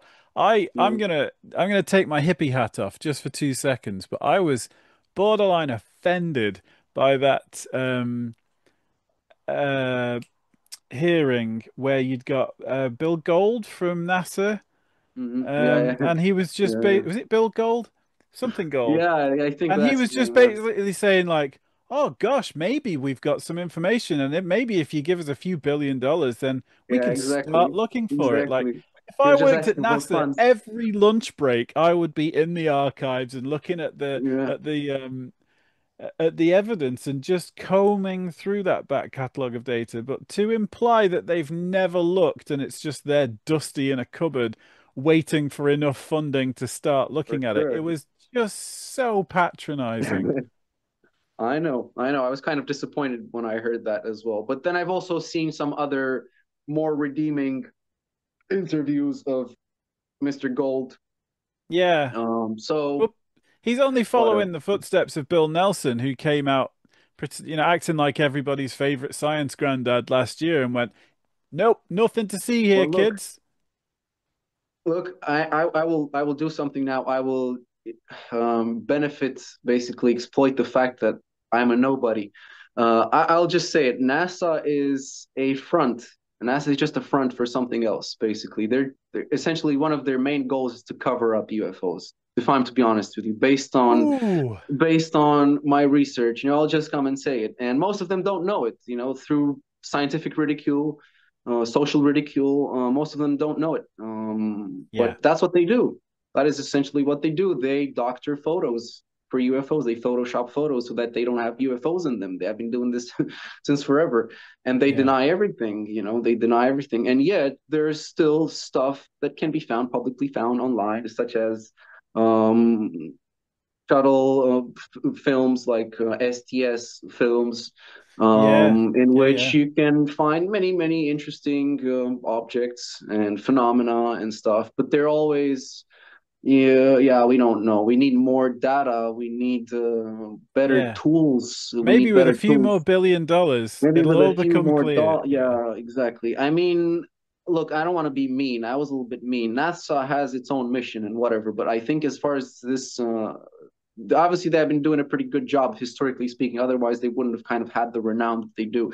So I don't mean to Yes. downplay on that, but I think as far as UFOs and all kinds of paranormal phenomena are concerned, they are essentially gatekeepers. That is what they are, and most of Hmm. them, their own employees have no idea that this is going on, I Yeah. think. I think that's incredibly. I mean, I'm not going to drag this out for another hour talking about how and when NASA was formed and what a Yeah, very convenient American flag that was to wrap around a lot of people that had yeah, a very different background. But yeah, I think I mean, I'm not speaking as a critic. I loved the idea of NASA. I've been to Cape Kennedy. I've watched Columbia take off. Like yeah. it I was love the the idea as best well. of us. You know, Yeah, it should be the best of us. And it should.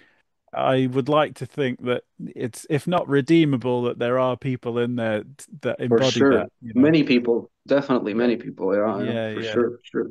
Well, dude, this has been incredible. Like, I'd love to maybe do an AMA or something like that in future, because I'm For sure sure, why people not? will that are putting these breadcrumbs together will find immense value in this discussion. For sure, we can do anything. Yeah, well, I'm open to Fantastic. anything. Wicked. Right. Well, I'm gonna hit the big red button, but thank you so Yeah. much.